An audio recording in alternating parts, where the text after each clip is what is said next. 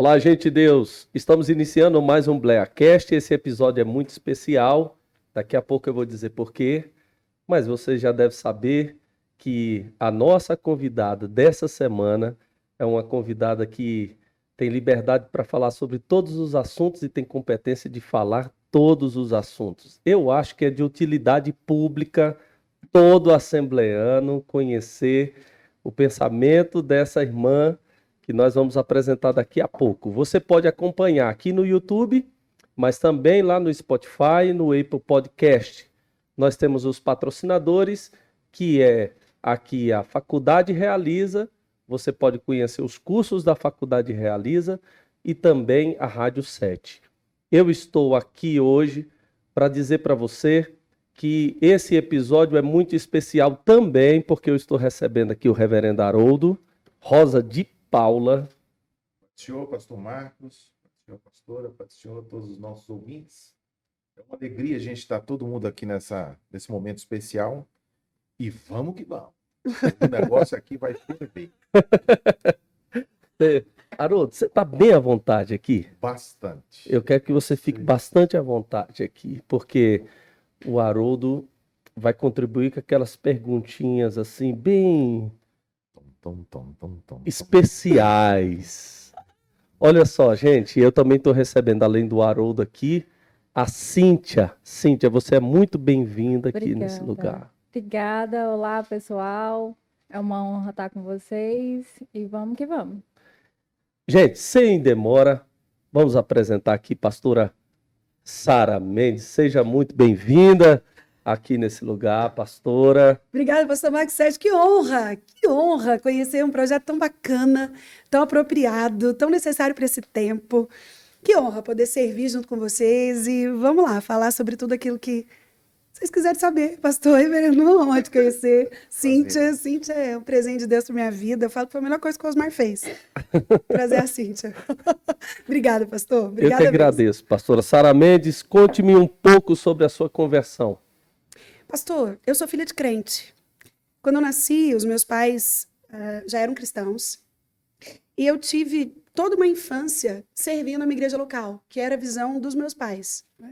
Meu pai, ele nunca entendeu vida cristã dissociada de serviço cristão. Então, eu cresci dentro dessa perspectiva.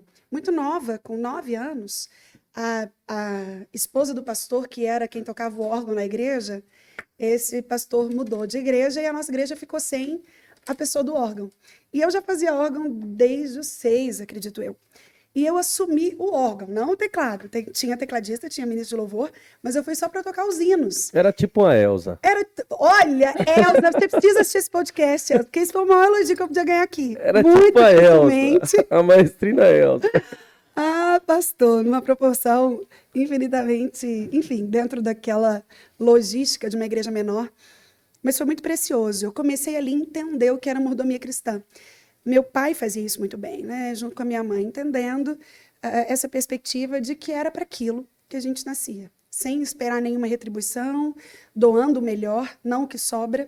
Então, desde muito nova, eu comecei a servir na igreja local. E então, eu comecei cuidando depois de adolescentes, de jovens, mas na igreja a qual eu pertencia, na Igreja Presbiteriana do Brasil, tem o que se chama até hoje de classe de catecúmenos, que é onde você experiencia, você entende mais da sua fé. E eu fui para essa sala aos 13 anos. É uma sala, é um pré-requisito para o batismo na Igreja Presbiteriana do Brasil. Então, eu fiz essa sala aos 14 anos, aos 13 anos, um ano de classe de catecúmenos, todos os domingos de manhã na escola dominical, que é essa sala de preparação para o batismo. Aí, então, a gente passa por uma sabatina, parecida com essa aqui, mas é com o conselho da igreja. Os presbíteros da igreja, eles fazem uma entrevista com aqueles candidatos ao batismo. E uma vez, então, aprovados, a gente é batizado. Então, eu acredito, quando você me pergunta, quando é que você se converteu? Eu considero, em termos de datas, a minha conversão aos 14 anos, quando eu me batizei. Quando eu, de fato, entendi aquilo que eu estava fazendo e aquilo que eu ia querer fazer o resto da minha vida. E já tinha uma noção básica do que eram os fundamentos da fé? Sim. Já. Isso seria, essa classe seria assim, umas noções. Isso. Dentro da Igreja Presbiteriana do Brasil, a gente estuda as bases da reforma, né? Os 5 solas. A gente estuda a Confissão de Fé de Westminster, para entender o que rege a Igreja Presbiteriana. A gente estuda o Estatuto da Igreja Presbiteriana do Brasil e os princípios do cristianismo, acerca de fé, morte e ressurreição de Cristo, enfim, são bases da igreja dentro da funcionalidade e da doutrina presbiteriana. Então, a gente lê o cristianismo através da ótica presbiteriana e se compromete a se sujeitar a tudo aquilo que a doutrina presbiteriana traz, em termos de disciplina. Enfim, a gente se compromete com a igreja, né? Eles têm um sistema muito próprio e a gente entende tudo isso nesse 1 ano de classe de catecúmenos. Funciona assim até hoje, eu acho bem bacana, bem seguro, né? Você não entra enganado na fé. Você entende do que você está participando. Memorizou tudo de Westminster.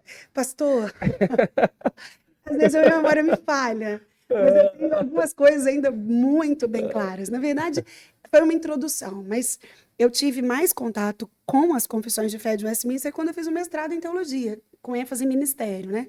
Apesar de mestrado curto, ali a gente entendeu, de fato, o que tinha acontecido ali, né? E o que isso significava e trazia para a nossa fé em termos práticos. Eu acredito muito nessa visão prática do cristianismo, né? A história da redenção, ela nos proporciona não lições de moral, sabe? A perspectiva não é que a Bíblia é um livro de lições de moral. A Bíblia é um livro que conta a história da redenção e ela aponta para Cristo nela toda. Então, eu acredito que a confissão de fé, ela, de uma forma simplista, ela resgata essa ideia, né? Às vezes a gente olha para a Bíblia, a história de José, por exemplo, e aí a gente quer tirar várias lições de moral dali. Ai, José contou o sonho para os irmãos, foi por isso. Não conte para ninguém o que você sonha, porque é o que ninguém conhece, ninguém estraga. E a gente quer tirar... Enfim, a Bíblia é também esse livro de lições de moral. Mas eu acredito que tudo aponta para Cristo, né? Na história de José, por exemplo, a gente vê essa direção o tempo todo. E o Senhor era com José. Então, José não chegou a governador porque ele era bonzinho, porque... Pelo contrário, se a gente for olhar a história toda, ele era um filho mimado, né? Os irmãos tinham razão de ter ciúme dele. O pai fazia questão de mostrar que ele era diferente, dava uma capa diferente, enfim. E José, mas a Bíblia fala que o Senhor era com José. Então a Bíblia aponta toda a história da redenção para esse Cristo.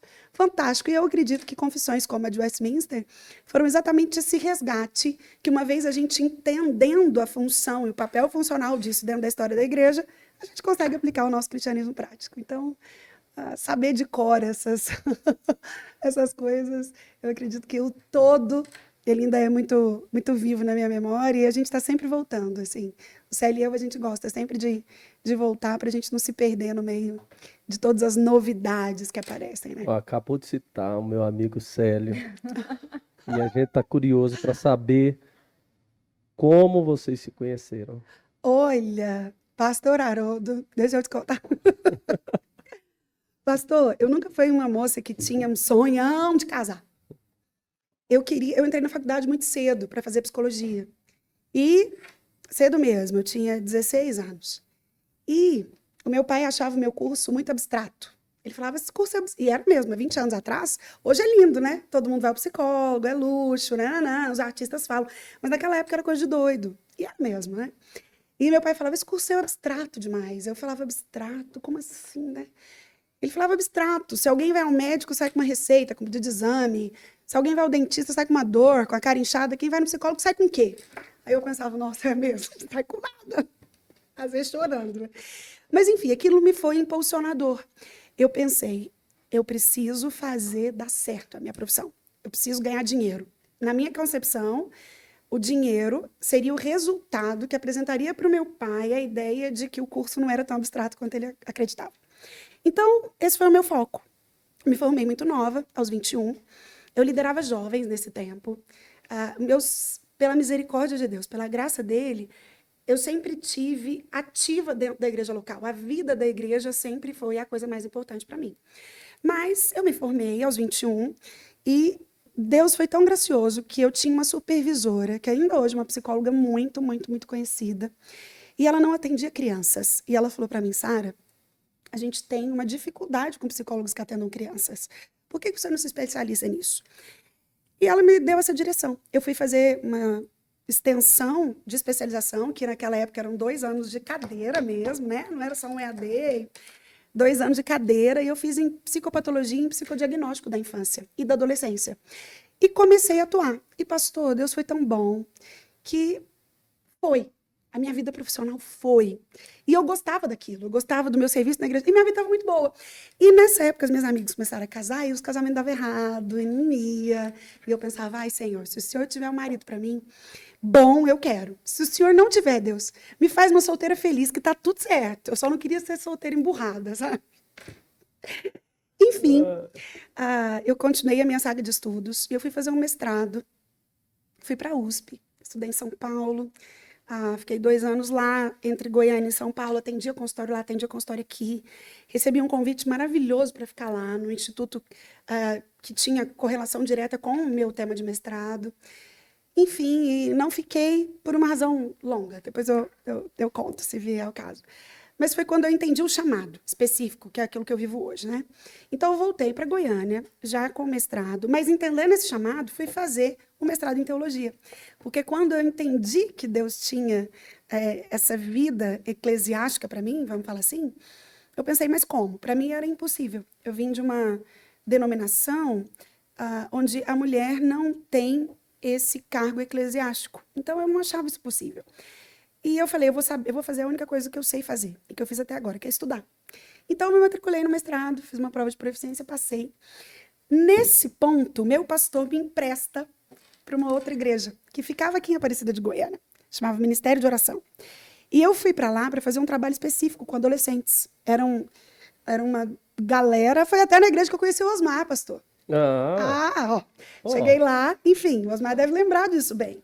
Cheguei lá e fui cuidar de adolescentes e jovens. E era uma igreja que tinha um trabalho social muito bacana, porque os adolescentes, principalmente, eram muitos menores infratores, eram meninos com problema com drogas, e eu sempre tive esse direcionamento, né?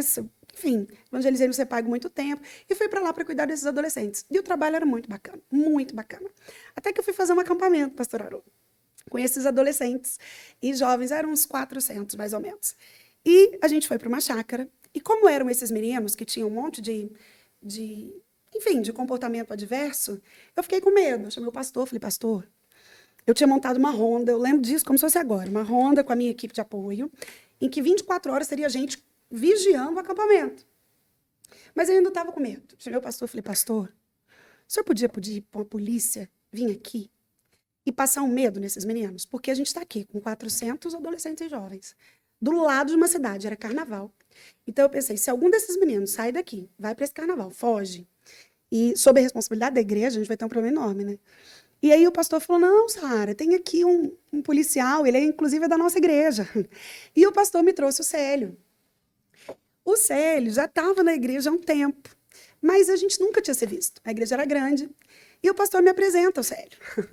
E a gente se conhece, mas enfim, foi só isso. Mas os meus pais estavam nesse acampamento. E o meu pai, ele passou o susto nos meninos, né?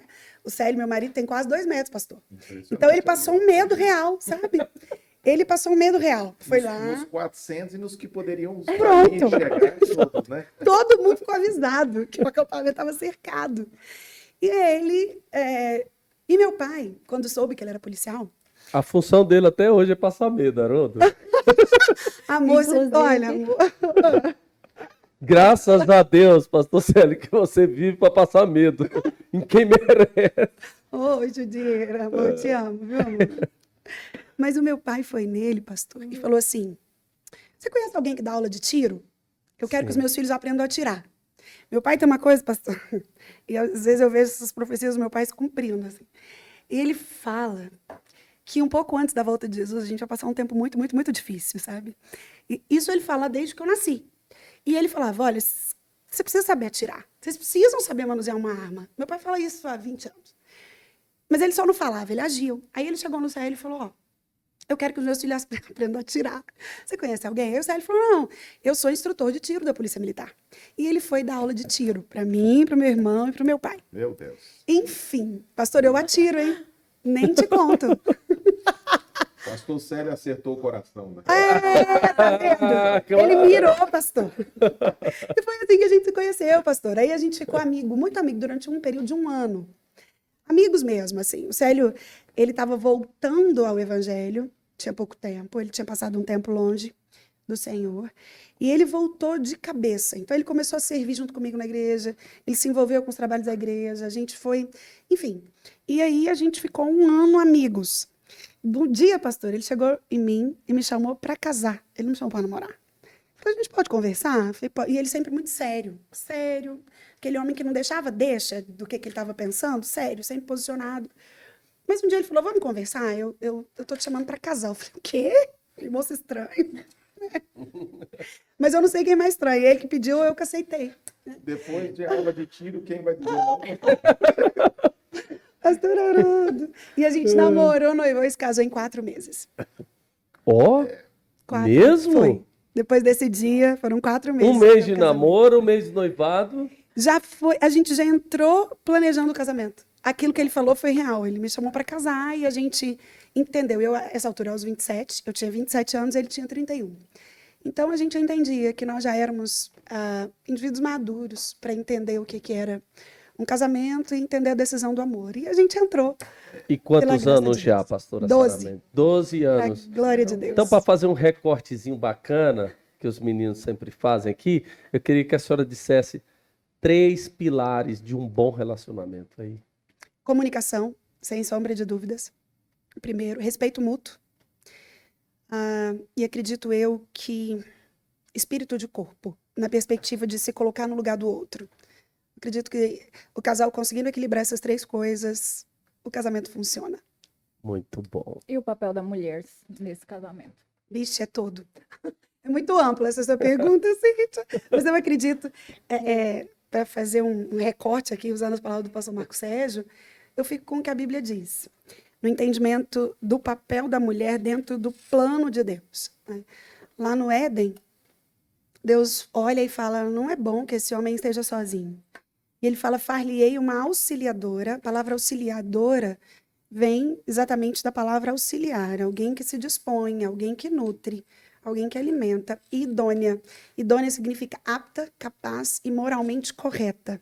Acredito eu que a mulher que consegue ser uma auxiliadora idônea dentro dessa perspectiva do casamento, ampliando para a coluna de uma sábia que edifica e de uma tola que está destruindo, ela cumpre o papel dentro da instituição que se chama casamento. E é um desafio, não é pouca coisa não, pastor. Ser auxiliadora idônea é um desafio diário e constante. Pastora Sara, já a conheço via mídia já há um tempo, a minha esposa até tua fã. Ah, que gracinha! Como é que ela chama? Stefane. Oi, Stefane, ó. É uma princesa. Então, assim, eu queria que, quando a irmã falou sobre o chamado, eu queria que quem estivesse ouvindo entendesse em relação... A irmã veio de outra denominação. Eu acredito que a irmã tenha a noção hoje da projeção nacional que o nome Sara Mendes tem. As mulheres a conhecem.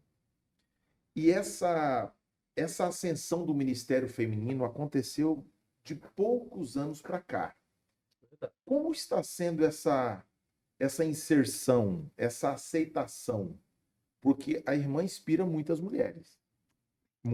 Muitas mulheres. Então, assim, como está sendo essa aceitação? Há lugares, há regiões que não. Aqui mulher não prega. Não, aqui se convidou, é lógico que vai lhe oportunizar. Mas como que a irmã lida com isso hoje? Porque a irmã bem disse que na denominação que a irmã estava antes, não tinha oportunidade. Só que a Assembleia de Deus foi de pouco tempo para cá que deu essa abertura. Também. Foi pouco tempo para cá. Então as mulheres não tinham muita oportunidade. A mulher era regente, cantava ali. Agora, a gente está vendo em nível nacional mulheres ministrando e com autoridade e tal. Tem gente, vocês sabem que tem gente que fala assim, não dá mulher e tal. Mas a gente percebe a autoridade de Deus na vida de vocês. Amém. Principalmente na vida da pastora Sara. Eu queria saber como que a irmã lida com isso. Tem noção disso? Pastor, o senhor está falando uma coisa muito, muito verdadeira e muito sensível. Nesse ponto, eu vejo como Deus foi gracioso comigo, me trazendo para a Madureira. A Madureira, dentro do cenário das Assembleias de Deus, é a precursora do Ministério Feminino. Nosso bispo primaz, ele é um visionário. E ele investe nas mulheres. E essa visão, ela se estende pelo Brasil, dentro do Ministério de Madureira. Alguns outros ministérios ainda são fechados. Eu percebo essa dificuldade em alguns lugares. Agora, Sara, uma visão minha, pastor, é por isso que eu sempre viajo com meu marido, sabe? Eu acredito que a postura... Todas as agendas são feitas com... Todas. Na verdade, olha, quando ele não pode, a Cíntia vai comigo, ou meu pai vai comigo. Qual que é o meu objetivo? Fugir da aparência do mal. Eu queria muito que fosse só impressão, mas eu temo que seja uma constatação. Que quando eu chego com o meu marido e eu mostro o que eu acredito e o que a Bíblia me respalda, o meu ministério está debaixo da missão dele. Isso é muito claro para mim. Eu só sou pastora e eu não exerço essa função de liderança. Eu só sou pastora porque eu sou casada com um pastor. Eu gosto de lembrar, o meu marido é muito mais pastor do que eu. Eu tenho esse ministério de ensino da palavra, né? Eu não acho que eu sou só uma pregadora, não. Eu acredito que o Senhor me chamou para o ensino. Esse é o meu ministério, né? Se a gente for olhar para a lista dos ministérios bíblicos, seria o de mestre. É o que eu amo fazer. Eu amo transferir o que eu sei, que seja pouco, que seja muito, eu transfiro. Então, quando meu marido me acompanha, a mensagem não verbal que eu desejo transmitir é exatamente de que não é sobre mim, é sobre o chamado específico, que eu tenho o apoio de quem é o meu cabeça, de quem é o cabeça do meu lar, ele me apoia, ele é o meu intercessor, é ele quem anda comigo. Mas certamente os olhares acontecem. Nós tivemos uma experiência no Sul, o Sul ainda é um lugar extremamente tradicional e fechado. A gente não pensa que é tanto, né? Porque o Sul é o Sul. Enfim, é um lugar tão evoluído, geralmente né? a gente tem essa impressão, Os evolução, descendentes, mas isso. na verdade as Muito. raízes são muito conservadoras. Né? Muito conservadoras. E eu fui pregar lá num evento para casais, isso deve ter uns 3, 4 anos. E o Célio foi comigo. E, enfim, né, eu percebi que quando eu cheguei, o pastor manteve uma certa distância, deixou mais outras pessoas assim com a gente. Eu percebi na posição dele, respeitei. E depois que eu preguei, depois da pregação, ele convidou a gente para jantar. E o moço que tinha nos recepcionado antes falou, nossa, o pastor convidou vocês para jantar, que curioso. Nunca fez isso, muito menos quando é mulher, né? Esse moço soltou. E nós fomos jantar, fomos uma pizzaria muito bacana. E esse pastor, que era o pastor presidente, ele nos falou claramente, assim, ele falou, olha, eu tenho uma dificuldade com mulher no púlpito. Eu tenho uma dificuldade ainda de perceber como Deus age através das mulheres. Mas, ele falou, quando você chegou aqui, para mim você era mais uma mulher, né? Que ia pregar, eu me distanciei, enfim, era um evento de casais. Mas aí ele falou algumas coisas bacanas que não são sobre mim, eu tenho essa convicção, são sobre o Senhor. Mas ele falou isso, ele falou, olha, eu chamei vocês para jantar porque eu queria que vocês soubessem que a forma como vocês exercem o ministério, porque enquanto eu prego, meu marido fica, aleluia, a igreja está muda. Ele está, glória a Deus, amém. Ele Então, é o maior incentivador do ministério. Então, ele falou, mas a forma como vocês vivem isso quebrou dentro de mim todos os meus preconceitos. Então, esse pastor falou, e quantos não falam? Né? Eu acredito que o resultado disso, ou o objetivo disso, ou a forma como essas questões são levantadas, seriam tão simples se a gente olhasse para a Escritura. Né? Lucas foi um autor que mais mostrou como as mulheres eram importantes no ministério de Jesus. Né? Lucas nos traz coisas que os outros evangelhos sinóticos não trazem. E Lucas revela como Jesus andava com as mulheres, como elas participavam, como elas eram mantenedoras do ministério de Cristo, como elas faziam parte da vida da igreja local, como elas estavam ativas ali dentro de tudo que acontecia. Foi a elas que ele apareceu depois da ressurreição, foi a elas dado o direito de tirar o corpo dele da cruz, eram elas quem mandam. Enfim, a Bíblia, ela não tapa esse ministério das mulheres. Tanto que hoje, na Igreja Presbiteriana do Brasil, e isso é fantástico, as mulheres não exercem funções de governo. Elas não são chamadas de pastoras e presbíteras, mas elas já pregam.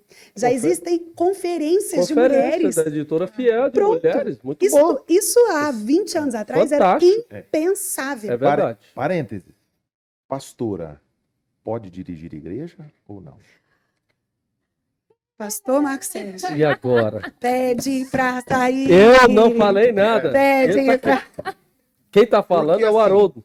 E diz assim, é assim, pastora, é igual a senhora citou, esse conservadorismo que a gente olha para a mulher, os mais antigos olham e falam assim, ela tem que cuidar dos filhos em casa, ela tem que cuidar de como agradar o marido em casa, mas o púlpito é nosso, o governo é nosso, mas a mulher pode, a senhora acha que... Pastor, eu vou falar a Sara, tá? Dentro do meu conjunto de crenças. Não. Eu acredito que a mulher precisa de um cabeça. Ela precisa estar debaixo da missão. Por inúmeras razões. Eu acho que a gente precisaria de um podcast só para falar dessas razões. Mas as principais são emocionais. Quando a gente compara a funcionalidade até bíblica da distribuição de papéis dentro de um gênero, a gente entende por que Deus fez tudo tão perfeito. E eu acredito que a mulher, ela precisa. As feministas vão me matar. Mas eu não importo porque eu não fui chamada para ser popular. Eu fui chamada para ser fiel, assim. É muito claro para mim. Eu acredito que a mulher precisa estar debaixo da missão. Isso faz parte da submissão. Ela está guardada, ela está protegida na missão. E aí você pode me dizer, mas existem tantos ministérios hoje que são liderados por mulheres e que dão tão certo. Eu acredito que pode dar certo. Mas eu não acredito que a gente deve se pautar pelas exceções. Né? Não é uma regra. Isso. A probabilidade de dar errado, no meu ver, mas isso é uma visão minha, ninguém precisa concordar, eu não tenho base para isso. Sou eu, Sara. Eu acredito que o prudente é a mulher ser essa auxiliadora idônea. Então, se eu sou chamada para auxiliar, pressupõe que há alguém num papel de direção, que eu auxilio. Pelo menos é o papel que eu tenho na minha casa e é o que eu desempenho dentro, quando nós pastoreamos a igreja durante 8 anos. Era o papel que eu desempenhava na nossa igreja local. Para mim era muito claro isso. O pastor era o meu esposo. E eu me sentia tão protegida debaixo dessa missão. Então eu penso que a mulher, falta ela entender como é protegido para ela estar debaixo da missão. E o chamado, ele é para uma só carne, né? Não é que mulher de pastor é pastora. Eu acredito que nem toda mulher de pastor tem um chamado pastoral, de cuidado, de se deleitar na palavra, enfim, tudo aquilo que o ministério pastoral exige. Mas eu acredito que uma mulher sozinha... Na verdade, a irmã citou algo interessante aqui, pastor Marcos, que é a questão. A mulher, ela tem que ser protegida. Deus não criou a mulher para proteger. Isso. Perfeito, perfeito. Foi criada para ser protegida. Igual assim, eu tenho a minha esposa Stefane, pastor Marcos, esposa Andressa. A gente sempre olha assim, porque tem mulheres que se destacam.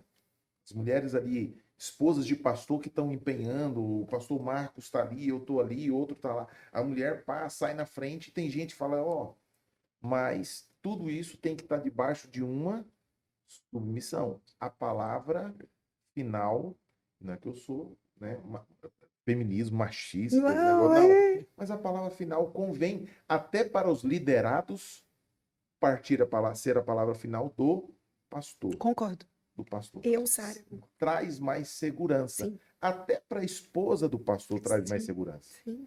Isso aí, assim. Então, assim, por que a gente está trazendo até nessa linha? Porque, pastora Sara, está tendo um volume muito grande de mulheres, pregando, ensinando, e os esposos estão ficando aqui. Não que seja ruim, mas eu louvo a Deus que eles estão tendo também uma consciência de, espera aí, em relação ao ministério que ela exerce, que não é de governo, eu sou um auxiliar, eu sou um ajudador. Isso é importante para que o matrimônio que a senhora citou antes vá bem. Isso. Porque há o inverso também. A mulher se destaca, o marido, eu não vou aceitar ela. Isso, tem. Como a senhora enxerga isso? O papel do esposo também. E, pastor, isso não é só na igreja, né? A mulher, ela ocupa os espaços. Isso eu acho que a gente não precisa ter dúvida. O movimento feminista, não na parte pejorativa, mas ele veio para fortalecer aquilo que o próprio Cristo fez, né? O Senhor Jesus, ele resgata o papel da mulher. que foi deformado por ocasião da queda, né? Deus fez os papéis distintos, apesar de uma igualdade de importância, mas tudo aquilo que a queda deforma, isso também é deformado. Mas Jesus vem e resgata esse papel da mulher. Jesus foi o maior revolucionário feminista que já existiu, né? Ele andava como, enfim, aquilo que a gente já falou aqui. Mas o que eu vejo dentro desse cenário? A mulher, ela vai ocupar os espaços. Se a gente olhar para os números, eles falam por si só. 70% das cadeiras nas universidades de medicina são ocupadas por mulheres. Dos 100 maiores CEOs do Brasil hoje, que governam as maiores empresas, 20 já são mulheres. Isso é um número exorbitante. Empresas como o Nubank tem na sua presidência uma mulher. Até pouco tempo, a gente tinha uma presidenta da República, né? A principal cadeira da nação sendo ocupada por mulheres. Então, eu acredito que a igreja, isso que a gente está vendo na igreja hoje, é somente um desdobramento dessa realidade social. A sociedade está tendo que... E a mulher, ela tem essa diferença porque ela não se acomoda, ela vai. Ela quer sempre um pouco mais. Isso é da mulher, é do gênero. O homem, ele tem naturalmente uma tendência a ficar numa zona de conforto. A mulher não. Ela vai.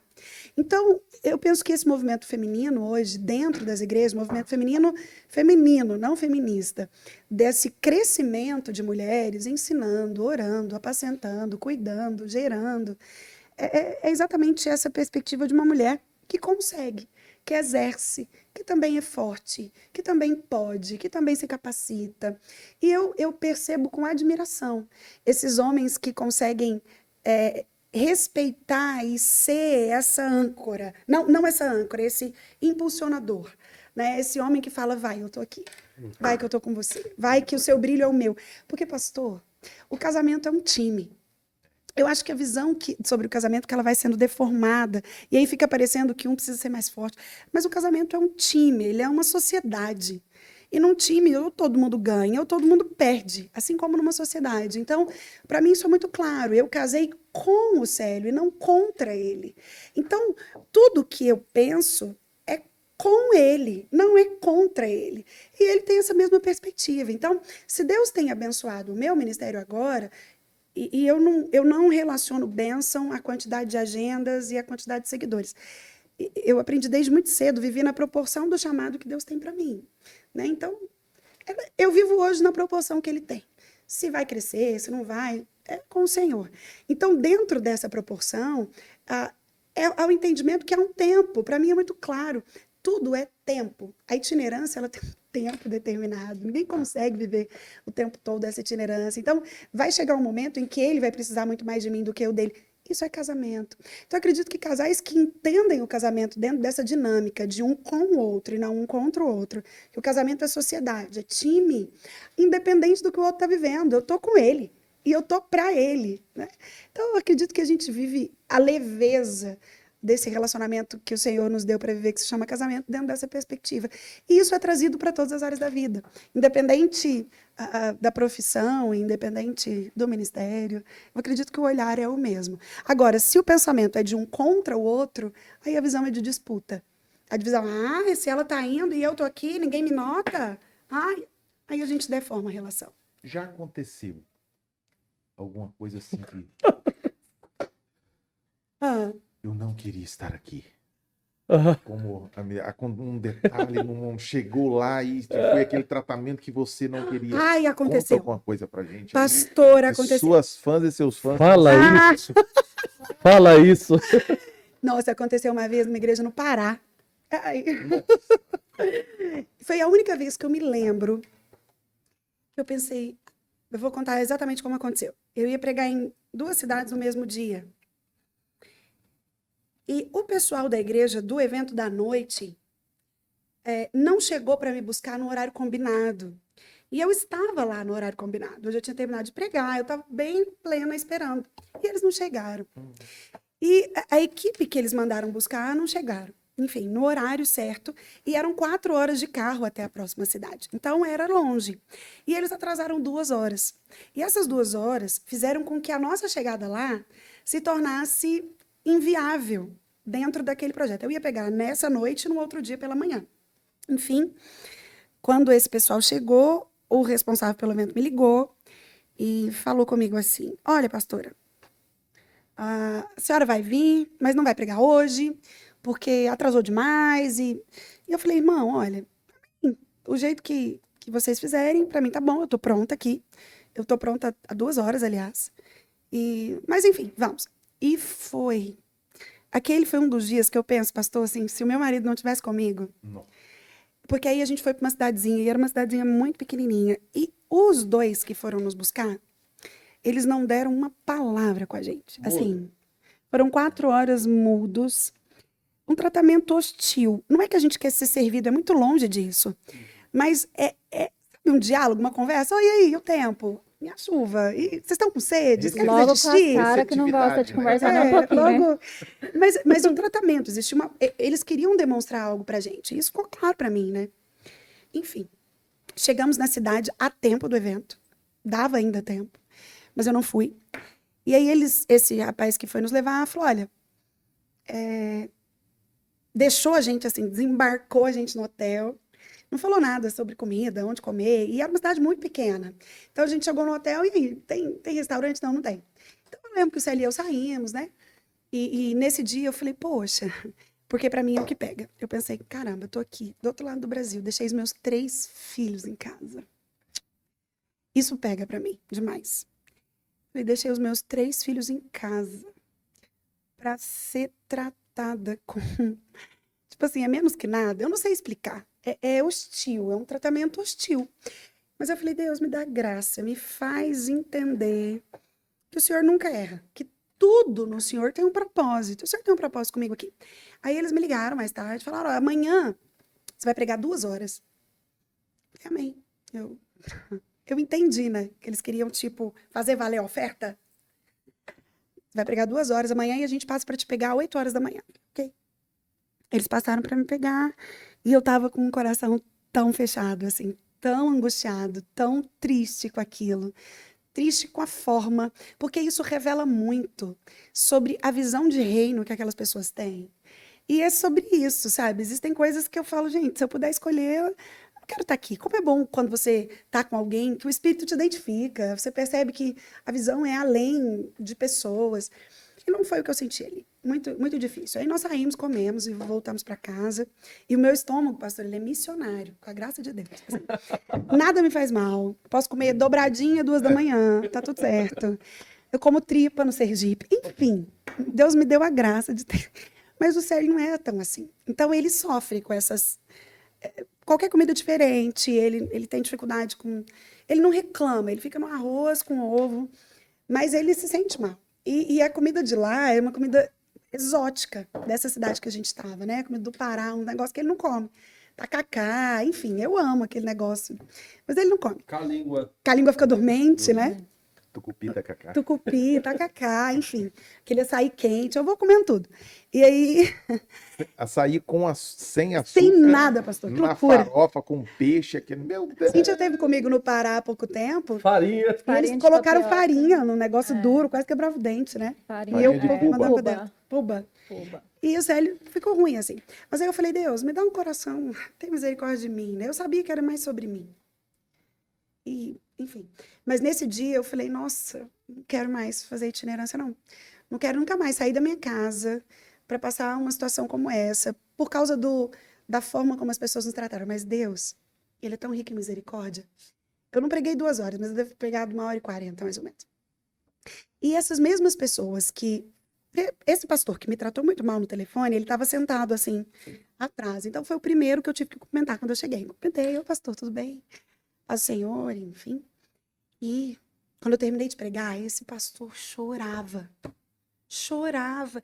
E eu não sou o tipo de pregadora que faz as pessoas chorar. Eu sei disso. Não é minha pegada, sabe? Meu negócio não é trabalhar a emoção. Meu negócio é mais racional. Entendia por que ele estava chorando, né? E aí ele... na hora de ir embora, assim, e eu ia embora rapidamente, assim, porque eu tinha que voltar para essa outra cidade, mais 4 horas para pegar o voo de volta. Então eu ia embora muito rapidamente, quase descia do altar e entrava no carro para ir embora. Quase não, foi isso que aconteceu. E ele chorou e falou primeiro conselho, antes de falar comigo. Ele falou, pastor, eu quero te pedir perdão. Perdão pelo que aconteceu ontem. Aí ele contou o verdadeiro motivo, falou que era porque, na verdade, eles tinham caixa para pagar uma oferta. E eu falei, oh meu Deus, como é que eles não conhecem quem eu sou, né? Assim, era só ter falado. Eu teria falado, ô meu irmão, eu tô aqui, eu vou pregar. Quem me conhece, pastor, eu prego, pela graça, com o mesmo entusiasmo, para 2 pessoas ou para 15 mil. É igual para mim. E é igual para mim de verdade. Eu não tô falando isso para me gabar em alguma razão, não é isso. É pelo entendimento do que, para que eu sou chamada. É simples assim. Eu sou chamada para pregar. Se vai ter 1000 me ouvindo ou se vai ter 5. E aí eles falaram, mas o pastor falou chorando. E depois de falar com o Célio, ele falou comigo. O Célio falou, o pastor falou isso comigo, mas ele quer falar com você. Eu, pastor, fique em paz. Enfim, nessa ocasião a gente devolveu a oferta, né? Ele nos entregou e a gente não ficou com a oferta. E foi curador, eu acredito. Assim, quando você entende o que está acontecendo, aí você percebe que todo mundo tem uma razão de fazer o que está fazendo. E aí, eu só não faria do jeito que eles fizeram, né? Seria tão mais fácil ter falado. E os caras que foram nos levar de volta eram os mesmos da ida. Pastor, mas pensa o tanto de assunto que eles tiveram com a gente na volta. Foi uma vez. Aí nós conversamos 4 horas. Você fez a pergunta de dificuldade, né, de alguma agenda, mas eu sei que vocês, assim, são muito bem tratados também, né? Nossa, Chega- pastor, ó, mas Chega muito. no hotel. Já viu lá em São Francisco, na igreja do São Francisco? Tem uma sala com uma máquina de café, 1000 Meu coisas, tem um monte de coisa lá. Pastor, não, essa é a exceção. Tanto que eu tive que lembrar bem aqui na minha mente para me lembrar disso, assim. A maioria Nossa, trata muito é bem. muita graça, é muita honra, é favor mesmo. Eu vejo como favor. A gente até fala no meio da itinerância que tem coisas que são para milionário e para missionário, sabe? Às vezes eu vejo uma cena que eu falo, caramba, isso aqui é para milionário, né? E eu sou missionária. Então a gente chega. Cíntia foi numa agenda comigo em Cuiabá. Ó, Nossa. E a gente fiquei lá 12 chegou. anos. Pastor, que povo que eu amo, povo querido de Cuiabá, muito querido. Aquela E essa paella. igreja, Costela de pacu, essa aquele igreja, povo, uma benção. pastor, chegamos do aeroporto, cansadas, assim, foram levar a gente no Coco Bambu para comer aqueles camarões Ó. enormes. Falei, milionário, né? Um missionário. Fresquinho, bem fresquinho o Fresco, lugar. Cuiabá. Mas o povo de lá é tão querido, é tão demais. hospitaleiro, é tão maravilhoso. E à noite levaram a gente assim. Aí eu falei, Cíntia, tá vendo? É dura a vida do obreiro, né? Como sofrem os obreiros do Senhor. Mas a regra é muita graça, é muita honra. As pessoas são muito gentis, são generosas. É muito além do que aquilo que a gente de fato merece, né? Enquanto ser humano. Isso aí foi a única cena que eu me lembre, essa que a gente viveu no Pará, mas que também eu voltei com o coração totalmente limpo, porque consertou lá mesmo. Eu achei que a forma como as coisas se resolveram, o que aconteceu no Pará, ficou no Pará. Tipo Las Vegas. Pastor, assim, prego ou trabalho? Trabalho ou prego? Como é essa agenda do Consultório. consultório? Não tem que ir para lá, para cá, mãe. E aí, o pastor Célio, Sara, hoje eu quero aquele prato legal, aquela comida que você sabe fazer. E você, poxa, eu tenho que preparar a mensagem. Como concilia isso? Porque a agenda de Sara Mendes. Lembrando que são 3 filhos, né? 3 filhos. Pastor, eu acho que se eu falasse que existe alguma fórmula, seria mentira. Eu tenho dificuldade com essas fórmulas prontas. Eu diria que é graça. O que eu, Sara, tento fazer? Sobre pregações, né? Eu tenho uma rotina de estudos. Então, independente se eu estou pregando, se eu não estou, eu estou estudando. Independente disso. Então, a única hora que eu tenho para fazer isso é antes das crianças acordarem. Eu não tenho outro horário. Porque pela manhã eu sou 100% mãe. Eu não faço outra coisa. Enfim, se alguém me ligar, vai falar que eu não atendo celular, que eu não vejo. Porque são 3 crianças, né? E com uma infância que Qual está passando idade? muito A rápido. idade. Ana Luísa tem 11, Leonora 9 e o Paulo Pedro tem 5. Nossa. Então, eles me solicitam muito, eles precisam muito de mim. E eu tenho consciência de que se eu falhar com eles, eu falei em tudo. Isso para mim é muito, muito claro. Então, eu me organizo assim. Eu estou sempre estudando, sempre. Então, eu acordo bem antes deles, eles acordam por volta de 8. Ano que vem vai mudar um pouco, né? Eu vou ter que mudar minha logística também, porque eles vão estudar de manhã. Eles estudam à tarde até esse ano. Então, eu acordo bem cedo e tenho o meu tempo de estudo. 2 horas, onde eu estudo mesmo. Estudo algum material, leio, preparo o sermão.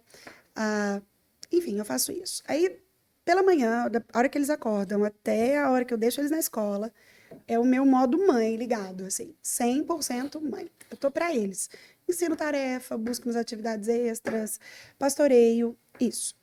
Durante a tarde, eu voltei agora, tem 6 meses, para o consultório. Fiz uma janela de 8 anos sem atender. Eu tinha parado de atender quando a minha filha mais velha nasceu, porque eu queria repetir o que a minha mãe fez conosco. Quando eu nasci, minha mãe parou de trabalhar. E ela era concursada do banco, ela fazia faculdade de Direito. E o meu pai e ela entraram num acordo. Meu pai conta que ele chegou para ela e falou: eu preciso ter paz para trabalhar. E para ter paz, eu vou ter se você estiver em casa com as crianças. E eles entraram num acordo. E minha mãe, com muito bom coração, ela parou de trabalhar. E foi hoje eu olhando, assim, eu vejo como era precioso a minha mãe ali. Minha mãe é estrategista. Minha mãe, ela evangelizava com ação. Ela nunca deixava a gente ir para casa dos outros, mas tudo era na nossa casa. Então ela estava ligada, ela sabia quem era o amigo, o que ele falava, como ele pensava. E os meus pais se organizaram assim. E a minha mãe só voltou a trabalhar quando o meu irmão se formou. Meu irmão é mais novo que eu. E quando ele se formou, ele também se formou muito novo, ela voltou a trabalhar. E hoje, isso já tem, quer dizer, meu irmão se formou aos 21, está com 37, já tem 16 anos. Ela voltou a trabalhar com meu pai, ativa, e tipo, não perdeu tempo, ela ganhou, né? E eu quis repetir isso. Eu conversei com o Célio, falei: amor, quando eu estava grávida, né, da primeira, que eu queria muito não trabalhar. Eu queria ser mãe, porque nessa época nós pastoreávamos igreja. Então já tinha o ofício da igreja, que era, enfim, é muito ativo, né? A gente tinha muitas coisas para fazer ali. Então, eu queria ficar mãe. E eu fiquei esse tempo. Só que, por ocasião da pandemia e da minha caixinha de perguntas do Instagram, porque eu comecei a fazer esse negócio de caixinha há muito pouco tempo. Eu sou zero virtual, assim, analfabeta real. Tem dia que eu tenho que ligar pra Cíntia e falar assim: Cíntia, como é que faz um... Mas é nada mesmo, eu sei. Não é exagero, não sei mesmo. O Osmar vive falando, ele fica... Eu falo, ele não acredita, e quando ele vê que eu não sei, ele fica chocado. Porque eu não sei mesmo. Então, à tarde, nas caixinhas, eu percebi que eu ficava 40 minutos respondendo uma pergunta. Escrevendo, assim, que eu escrevo textos enormes. Por zelo com a pessoa que me perguntou. Eu falava: gente, se a pessoa veio aqui, ela me perguntou, tenho consideração com ela, né? Ela tá acreditando no que eu vou responder. Então eu ficava 40 minutos respondendo uma caixinha. Um dia uma amiga minha virou para mim e falou assim: Sara, você já parou para pensar que o que você faz na caixinha é uma sessão de terapia? Eu falei: caramba, é mesmo? Uma sessão. Falei: por que você não volta pro consultório? Enfim, volta, você vai ajudar. E ela plantou essa semente. E pasmem você, pastor, eu nunca tinha fechado meu consultório. Meu consultório ficou, a estrutura dele ficou durante 9 anos fechada lá. E eu falei: vou fazer um teste. Divulguei na internet. E para minha surpresa, né, Cíntia? Teve uma demanda enorme. Aí eu falei pra Cíntia desde o início. Falei: gente, eu vou pôr limite nisso, porque eu acredito nisso. Eu não acredito em fórmula, eu acredito que funciona para mim. Para mim era muito claro que eu ia ter tempo para atender no momento que os meus filhos estivessem na escola, que é o que eu faço hoje. Eles entram 1h10, eu começo o consultório 1h30, termino às 17h30, saio e busco eles. E aí eu volto ao ofício de mãe. À noite a gente está sempre juntos. Eu os levo para onde eu vou e aos finais de semana eu faço agenda. Também com limites. Para mim, eu não saio de casa para ficar mais de 3 dias, jamais. Eu tenho entendimento. Porque quando o homem sai, pastor, até nisso é mais fácil. Quando o homem sai, a casa continua. Mas quando é a mulher que sai, vira um nó a casa. Então, eu tenho esse cuidado. Os meus filhos estão numa fase assim. Então, eu tento me organizar dessa forma. Fazer com que eles percebam e entendam as necessidades que eu também tenho, essa ideia da pregação como um trabalho, e a gente vai... Aproveitando o assunto, qual que é a dica que a senhora dá sobre criação de filhos? Já que tá... A Cíntia faz umas perguntas tão plurais uma vez. Bem aperta, sim, ó. Ai, Pode escrever um livro. parecendo que é tão simples. Vocês aprenderam? Tem neném por aí? Oh, aleluia, sério? Tem... Não sei ainda, mas estão tentando, né? Na fase boa dos treinos. Na seara e na vinha do Senhor. Filhos, uau! Eu acredito que hoje, na idade que os meus filhos estão, eu tenho um objetivo, pastor. Eu já tive vários. Eu já quis muito, assim, inculcar nas minhas filhas para elas serem médicas. Enfim, eu já passei por tantas situações. Hoje eu tenho uma única prioridade, única. Eu quero que os meus filhos sejam crentes, sabe? O que eles vão fazer para ganhar dinheiro, a profissão que eles vão desenvolver, se eles vão ser bem-sucedidos ou não. Isso para mim hoje não importa. Eu entendi o meu lugar como mentora e discipuladora desses 3 filhos que eu adotei. Eles são do Senhor, eles não são meus. Então, hoje, a criação dos filhos, para mim, ela tem essa única direção. E é óbvio, a gente aprende todos os dias. Quando nasce um filho, nasce uma mãe. E a cada filho nasce uma outra mãe, porque cada filho exige de nós. Eu penso que situações e desdobramentos distintos, cada filho é um filho. Então, hoje, se eu pudesse resumir criação de filhos em uma sentença, seria essa. Eu sinto desafiada e o meu maior objetivo é criar filhos para o Senhor. O que eles vão fazer depois disso? Se uma das suas filhas começasse a estudar e conhecer o feminismo e começasse a ficar encantada, o que a mamãe ia dizer para ela? Pastor, eu penso que somente aquilo que nos é possível fazer. Mostrar as motivações por trás daquilo que ela está querendo conhecer e apresentar a inerrância e a infalibilidade das Escrituras. Eu penso que todas as vezes que a gente, de forma racional, consegue fazer esse contraposto, porque se você pega a história do feminismo, você encontra tanta batida de cabeça. Eles se contradizem tanto e tão inúmeras vezes. Então, eu penso que eu iria por essa linha. Eu apresentaria junto com ela. Falei, vamos estudar juntas? Vamos estudar o que é isso que você quer? Porque se ainda assim, se você quiser continuar, o que eu posso fazer daqui é orar. Mas eu iria por esse lado. Por algo que traz tantas incongruências e tantas contradições, como são os movimentos feministas, machistas, toda ideia de minoria se contradiz naquilo que eles mesmos fazem. Eles chocam com aquilo que eles mesmos propagam. Enquanto a Escritura, ela é infalível, ela é imutável, ela é inerrante. Então, eu apresentaria essa dicotomia, né, esses extremos, e falaria, filha, se ainda assim você quiser ir por um outro lado, porque, pastor, a gente vive uma geração extremamente lotada de informações. Eu li uma matéria esses dias que uma criança de 7 anos tem hoje mais informações do que Nero, na época de Roma, possuía. A gente está falando de quem mais tinha informações naquele tempo. Uma criança de 7, ou seja, depois que começa a ler, que ela tem acesso à globalização da informação, ela tem mais informações do que Nero tinha na antiga Roma. Tem um outro censo que saiu que fala que para cada ano de um filho é como se o pai tivesse 3. Então, vou dar um exemplo. Se uma mulher de 20 anos tem um filho, é como se ela tivesse 60 ao tê-lo. Porque cada 1 ano da criança são 3 para ela. Então, é como se houvesse uma janela de 60 anos de uma mãe de 20 que vai ter um filho agora.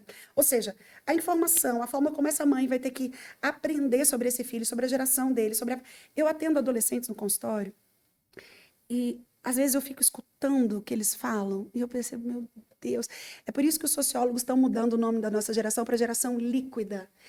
Hoje, quando eu escuto a voz daquilo que vem da adolescência, a gente consegue perceber isso de uma forma muito clara. É uma geração fluida, sabe? Eles não têm nada sólido. Tudo passa, não tem nenhum ideal. Nós vivemos gerações idealistas, né? Com movimentos de idealismo.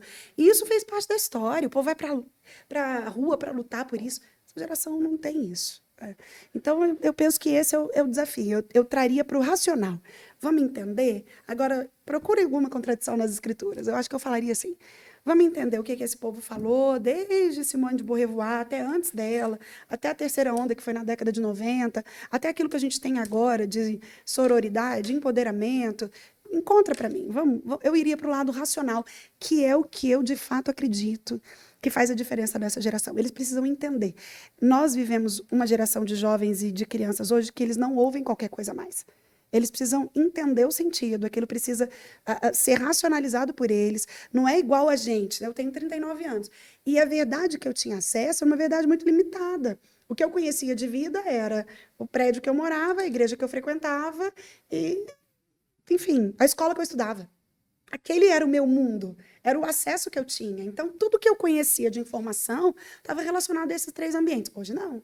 Hoje a minha filha de 11, ela sabe o que a garotinha lá do Japão usa, veste, qual filme ela assiste.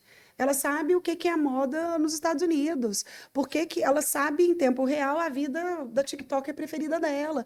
E ela vai recebendo essa gama de informações. Mas é uma geração líquida. Então eu penso que quando a gente resgata o principal, a gente... E aí, é preciso confiar na Escritura, né? Aí entra em exercício a fé. A fé. Eu me sinto desafiada de pensar em situações como essa. Eu tenho amigas que vivem isso.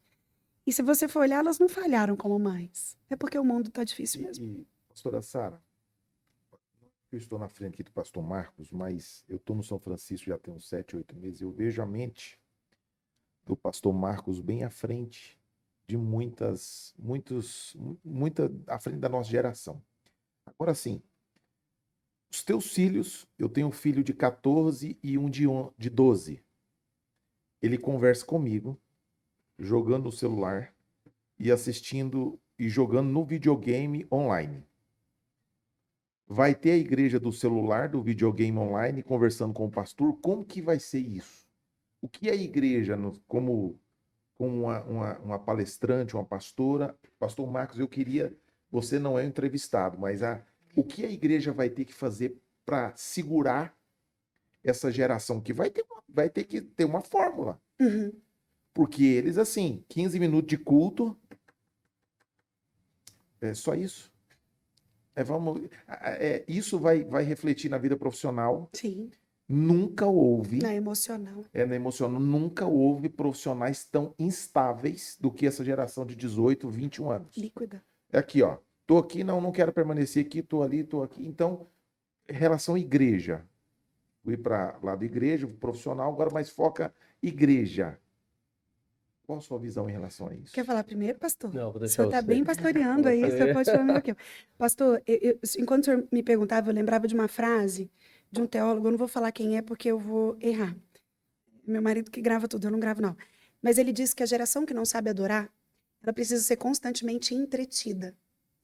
Como é triste ver os pastores hoje sambando, literalmente, para tentar entreter essa geração. Pastor, Sara, assim, eu acredito que a escritura, por si só, ela é atraente. É porque a gente se perdeu no meio disso. Esses mega eventos, essas mega igrejas, esses mega cultos, onde a gente tem mega pastores, Show. artistas e não pastores. Eu pareço liberal, mas minha cabeça é bem tradicional. Eu acredito exatamente nisso. Eu acredito que essa geração que já está acostumada a ser entretida 24 horas, seu exemplo é perfeito. Seu filho, isso que o senhor está falando não é nada além de entretenimento. E ele consegue, porque o entretenimento é muito rápido. Então, ele está aqui no celular, a informação é muito rápida. E depois, ele está vendo a televisão e ele está conversando. E ele está entretido. Só que o problema é que essa geração já não se impressiona com nada. Sabe aquilo que nos impressionava? A gente era tão restrito que você olhava um show, você falava, meu Deus, olha aquela luz, olha aquele som, olha o som desse microfone. Circo. Mas fomos sim, tem gente que nunca foi. Pastor, 18 anos foi pro circo. hoje essa geração não se impressiona. Tudo para eles é muito normal. O que eu acredito? E nesse ponto é o exercício da fé que eu acredito fazer a diferença. Nós precisamos acreditar que a escritura é suficiente. Pastor, ela é suficiente. A Bíblia pregada, declarada, ensinada é suficiente. Essa geração, ela começa a perceber que o entretenimento não satisfaz o que elas mais precisam. Esse é o momento da igreja entender o seu lugar. É por isso que a igreja, ela é esse lugar onde se equipam os crentes. A ideia é que a igreja é uma formadora de opinião, eu transfiro. É por isso que o lugar do pastor é tão importante quando eu olho para a minha visão. Ele é esse mentor, é quem está com um cajado para direcionar, para ensinar e para pregar a palavra. A palavra por si só é poderosa, ela é viva. A gente perdeu essa fé de que a palavra faz o trabalho dela por si só, se ela é pregada. Se uma palavra despida de emocional, de frase de efeito, despida daquilo que eu sou, do meu testemunho de vida pessoal, se eu prego a palavra, pastor, ela vai fazer a função dela. Charles Haddon Spurgeon diz que a palavra de Deus é como um leão faminto.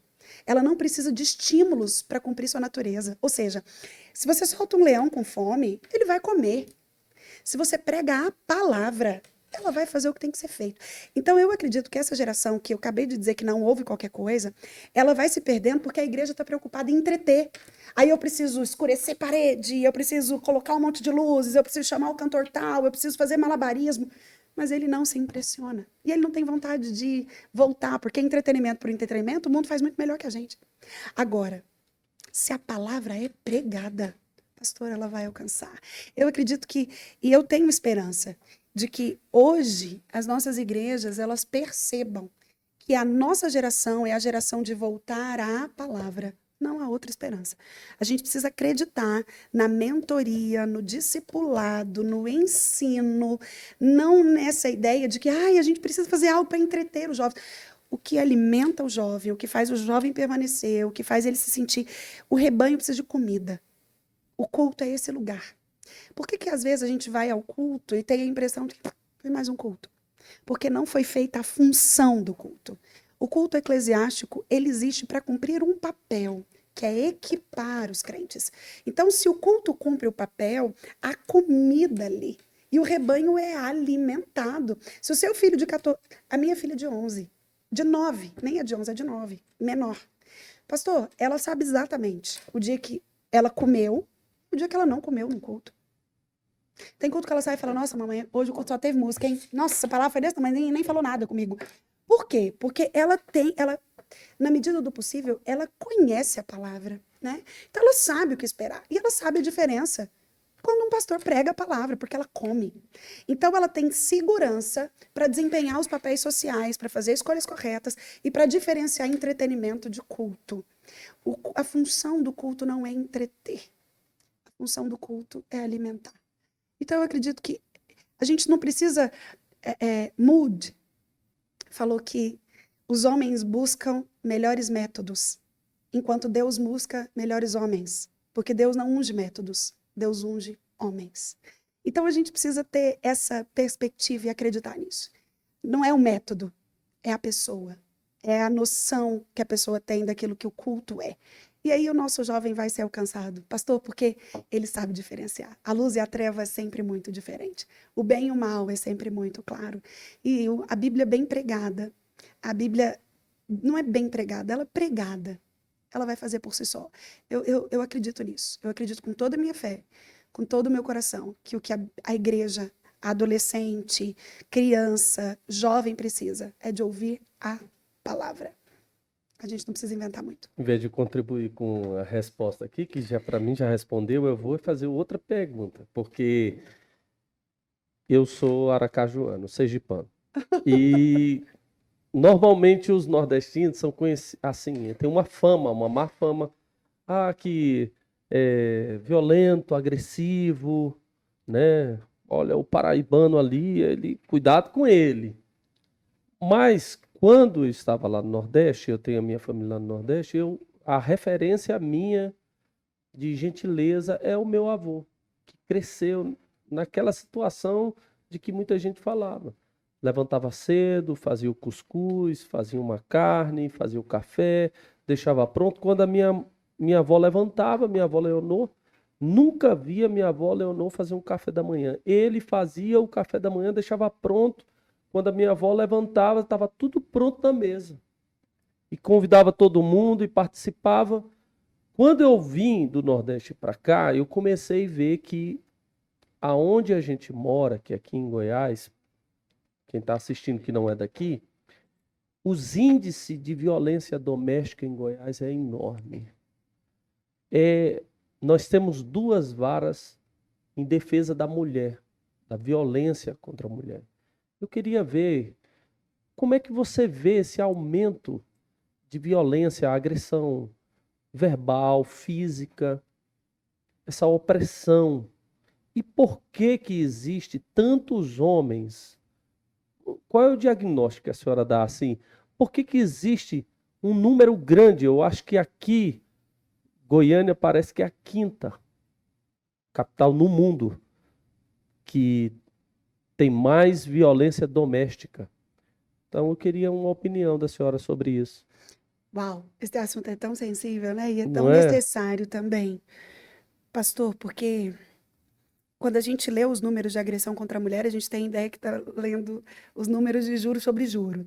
Tanto que é assustador. Aqui no estado de Goiás, eu acredito que um pouco, porque eu não acredito que nessa geração da informação que a gente está, a gente não encontra justificativa para isso. Não consegue justificar as coisas de forma simplista, porque não justifica uma repetição de um erro que eu já conheço. Mas eu percebo que aqui em Goiás ainda tem muito aspecto cultural. Sabe o que o senhor falou do nordestino? Goiás foi uma terra do coronelismo, né? Durante muito tempo, governada por coronéis. Então, homens muito fortes, que mandavam matar por qualquer coisa, que resolviam tudo na bala, né? Que tinham esse aspecto. E Goiânia... O senhor chegou aqui em Goiânia há quanto tempo? 2000. 2000. Então, o senhor tem 21 anos de 21 Goiânia, anos né? aqui. Eu percebo, o senhor conhece hoje uma Goiânia diferente demais. A Goiânia da minha infância, a Goiânia de 30 anos atrás, era outra Goiânia, não só em aspecto estrutural, mas em aspecto relacional. Era uma Goiânia pequena, a gente era um interior grande, sabe? Se você conversasse um pouquinho com alguém, você conhecia alguém, todo mundo meio que se conhecia. Por quê? Porque existiam as grandes famílias, como se fossem os feudos, né? Aquelas famílias de sobrenome, fulano, blá, blá, blá. Não vou citar aqui porque não convém. Mas tinha aquelas famílias de sobrenome, que eram as famílias governantes, né? Aquelas famílias que tinham uma influência social, ou pela medicina, ou pela política, ou pela fazenda, pelo agronegócio. E eram famílias muito importantes. E famílias muito focadas no homem. Aí chega a mulher e toda essa cena que nós conhecemos hoje. E essa mulher ganhou voz, pastor. O que eu estou querendo dizer? Eu não acredito que tenha tido uma grande mudança em termos de violência. Eu acredito que hoje a gente sabe o que acontece. Antigamente era velado, ficava-se escondido, porque tinha vergonha, porque sabia que não ia adiantar nada. Depois da Maria da Penha, a gente vive um outro patamar disso. Hoje a mulher tem um lugar para ir, mas a gente ainda tem tanto déficit que faz com que muitas mulheres ligadas, lúcidas, ainda não queiram fazer. E aí tem a dependência emocional. Se a gente só entrar nos aspectos emocionais, a gente consegue entender esse desdobramento. A própria violência doméstica, ela vive um círculo de violência que é dificílimo. Primeiro, pastor, às vezes a gente acha que a mulher que vive violência doméstica, ela tem algo diferente, mas não. Ela se apaixonou como um dia eu me apaixonei, o Célio se apaixonou. Ela viveu o encantamento. E aí é muito sutil, porque começa com ciúme, que dependendo da crença da mulher, é a pimenta do relacionamento. Ele é ciumento porque ele me ama. Depois da demonstração de ciúme, esse homem vai passar, é importante para as pessoas que estão nos ouvindo, para conseguirem identificar, porque esse círculo é viciante, ele vai se movendo de uma forma muito sutil. Depois da demonstração de ciúme, esse homem vai criar uma proteção a essa mulher. Como é que ele faz isso? Ele afasta essa mulher dos possíveis ajudadores. Então, ele afasta da família. O discurso é sempre muito parecido. Você e eu bastamos. Você não precisa... Olha, eu amo tanto você que você não precisa da sua mãe, do seu tio, do seu primo, do seu vizinho. Todo mundo que você ama não é importante porque eu te sou necessário. E essa mulher vai se envolvendo. Nossa, ele me ama tanto que ele é assim. Nossa, ele me ama tanto, é mesmo, eu não preciso de mais ninguém.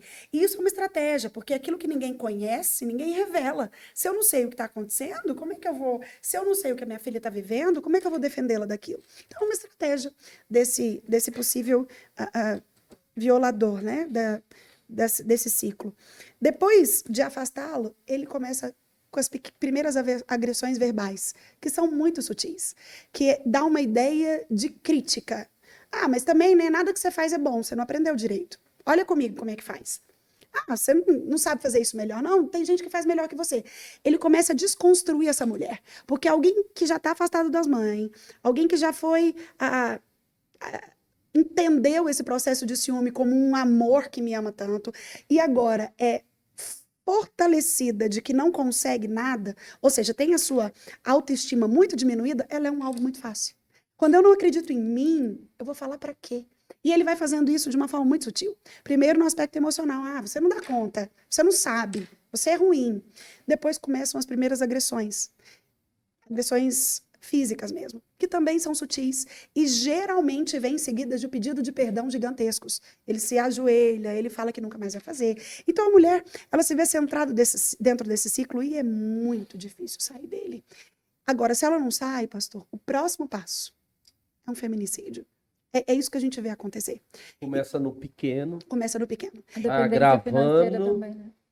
Nisso, porque nesse processo de você não dar conta de nada, essa mulher vai deixando de acreditar que ela consegue um trabalho, que ela é boa para desempenhar uma função. Ou então ele já prometeu antes para ela: você não precisa trabalhar porque eu cuido de você.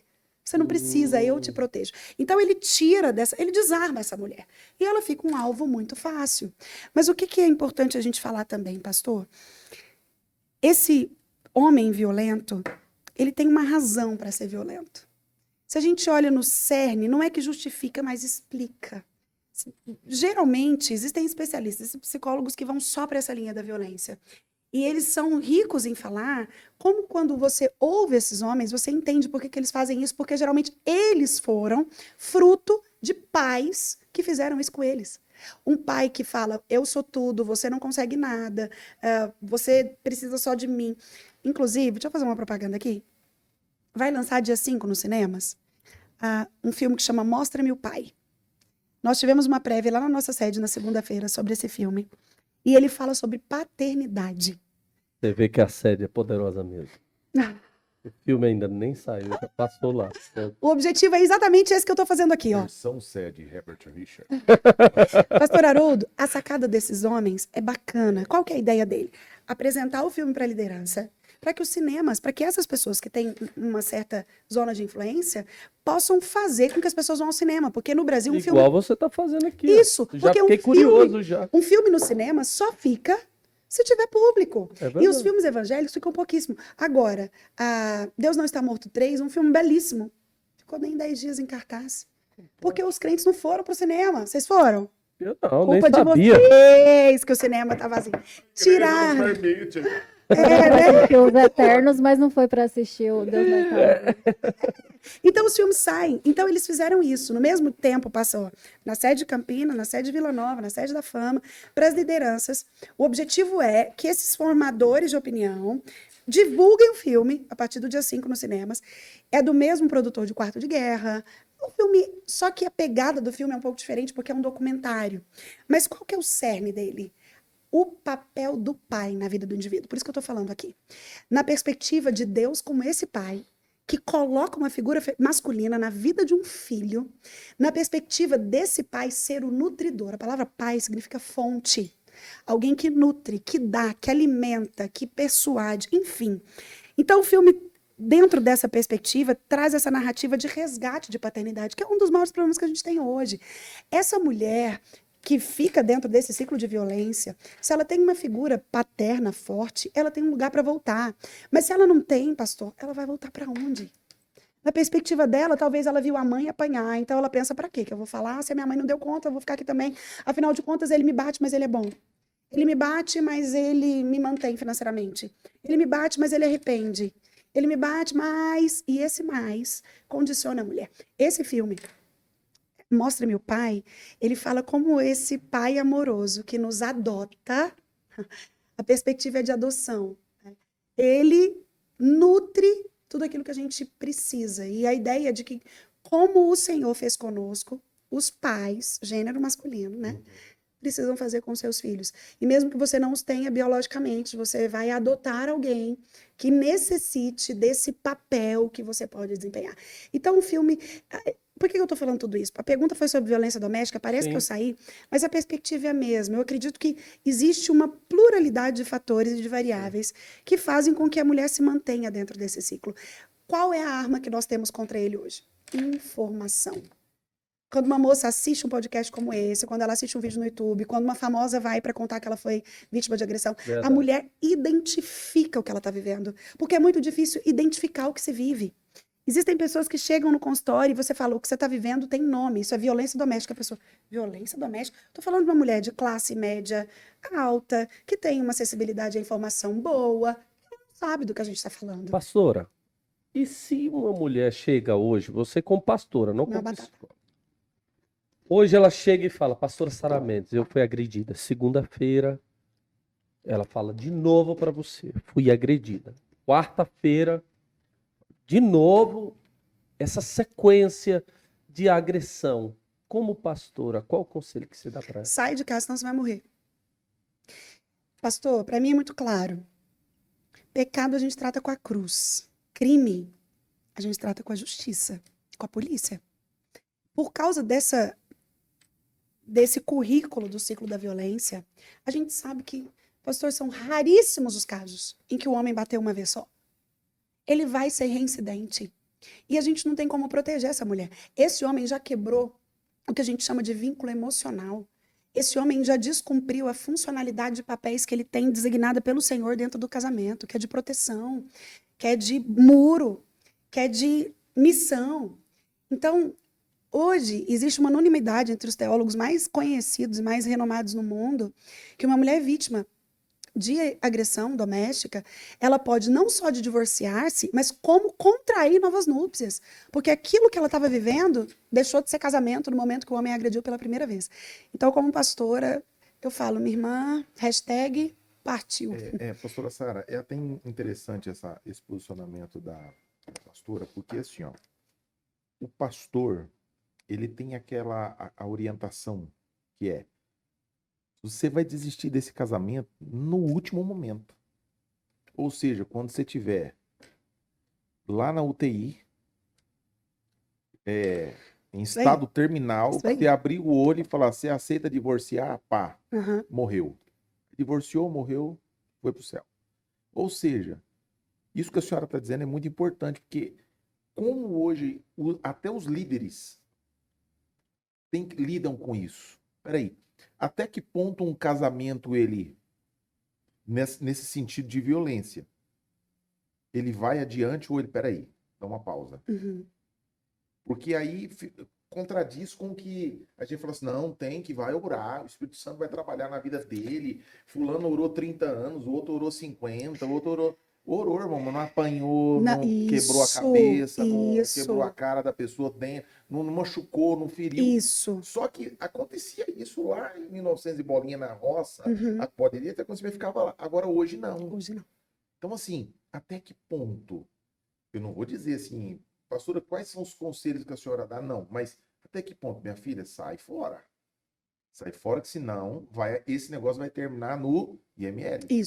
Isso aí. Até que ponto? Pastor, eu acredito que quando essa mulher identifica que o próximo passo é agressão física, é hora de sair. E olha, eu sou uma entusiasta do casamento. Eu acredito que depois do adultério, o casamento pode continuar. Eu acredito que, enfim, casamento é para sempre. Acredito mesmo. Prego sobre isso, acredito nisso. Não acredito que adultério seja necessariamente caso para divórcio, mas a violência é essa questão que a gente está falando de vida e morte.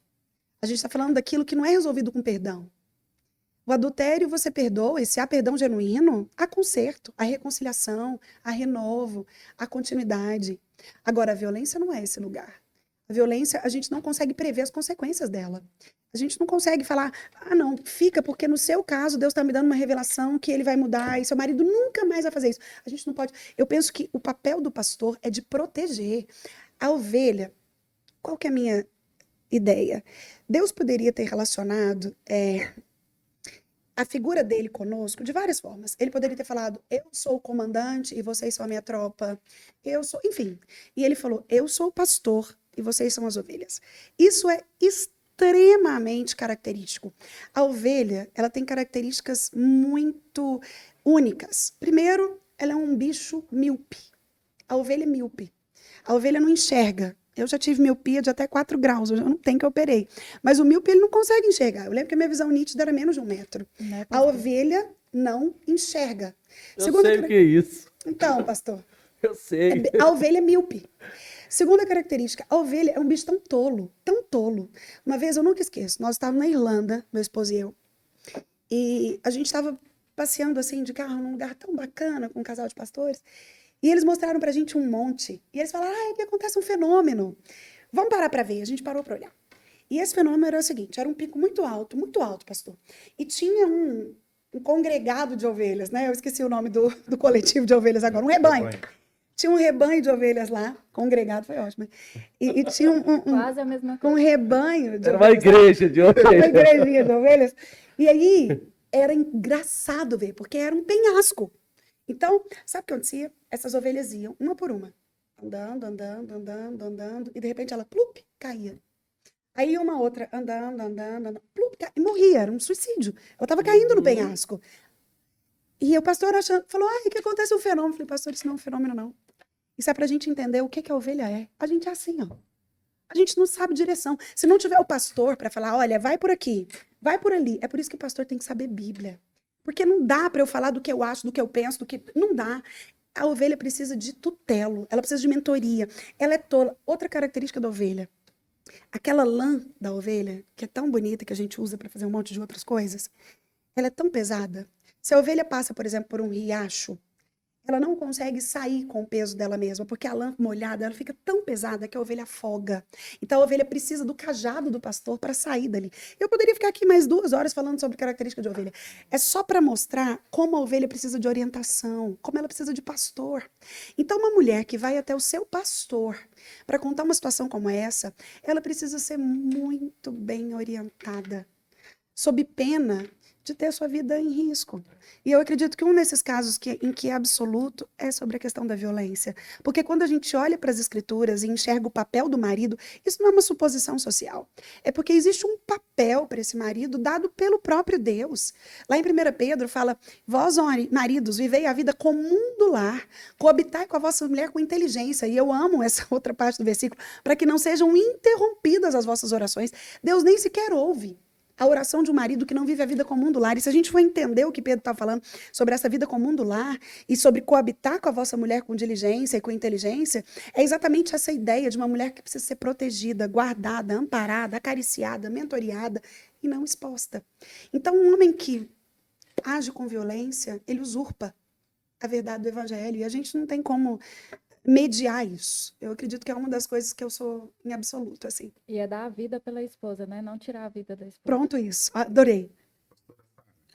Adorei. Agora, mais um assim para... Eu falo muito, né, gente? Oh, Deus. Aquela pombinha. Assim. Eu não sei se vai chegar o dia da gente dizer, é lógico, isso aqui é uma ilustração que eu estou fazendo. Eu sou homem. Sou da igreja. Porque ser homem parece que vai sair fora de moda, não vai estar na moda. Hoje você não pode expressar suas opiniões, principalmente nesse sentido. Você é homofóbico, você é isso. A igreja aceita, não aceita. A igreja inclusiva. Eu tenho a minha opinião, mas eu quero ouvi-la. A igreja, como a igreja vai lidar com isso daqui para frente? Porque em todos, igual a gente tem filhos, em todos os cenários, mídia social, filmes, videogames, tudo. Hoje, desenhos da Marvel, desenhos de outros aí, tudo tem algo sinalizando. Esses dias saiu, que eu gosto muito, o pastor Marcos não acredita, mas eu sou apaixonado em filme super-herói. Nossa, eu gosto muito, muito. Ele fica impressionado, mas eu gosto. E saiu um filme novo lá, e meu filho já foi lá no final, lá já fala tudo que vai acontecer. E falou, pai, tem situação homossexual aí, pai, tem beijo em 2 homens, não é legal. Então, assim, vai chegar um ponto que o que você vai fazer, aonde você vai, o que fazer, tudo vai ter isso envolvido. E a igreja? Como que a igreja está vendo isso? Como que a pastora Sara Mendes enxerga isso? Pastor, eu estou procurando aqui, ó. Hoje o pastor Josué Gonçalves postou uma coisa que eu gostei bastante. Ele escreveu assim, ó, 7 distinções que te ajudarão hoje em dia. Homem não é mulher. Mulher não é homem. Animais de estimação não são crianças. Namorados e namoradas não são cônjuges. A internet não é a igreja local. Eu amei isso. Sentimentos não são fatos. Criaturas não são criador. Eita, glória a Deus, estava demorando um desastre. E é pirante a gente ver como é que a gente precisa cada vez mais falar sobre o óbvio. Porque isso que eu estou falando aqui é óbvio. Homem não é mulher, mulher não é homem. O que eu percebo? A igreja sempre vai ser um lugar que aceita todos, mas que não pode aceitar tudo. Isso não é só sobre uma causa, sobre uma minoria. Eu até acredito que nós, igreja, líderes, a gente precisa se organizar para saber receber essas pessoas. Porque é cada vez mais frequente. Antigamente era lá lonjão, hoje é o filho do pastor, é o filho do diácono, é o irmão do obreiro. Hoje, enfim, essas pessoas estão entre nós e a solução para elas é a mesma que para qualquer outro pecador. Arrepender-se do seu pecado. A gente não precisa romantizar isso.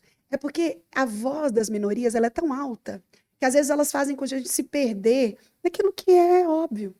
A igreja é um lugar que aceita todos, mas não aceita tudo, e não é só sobre eles.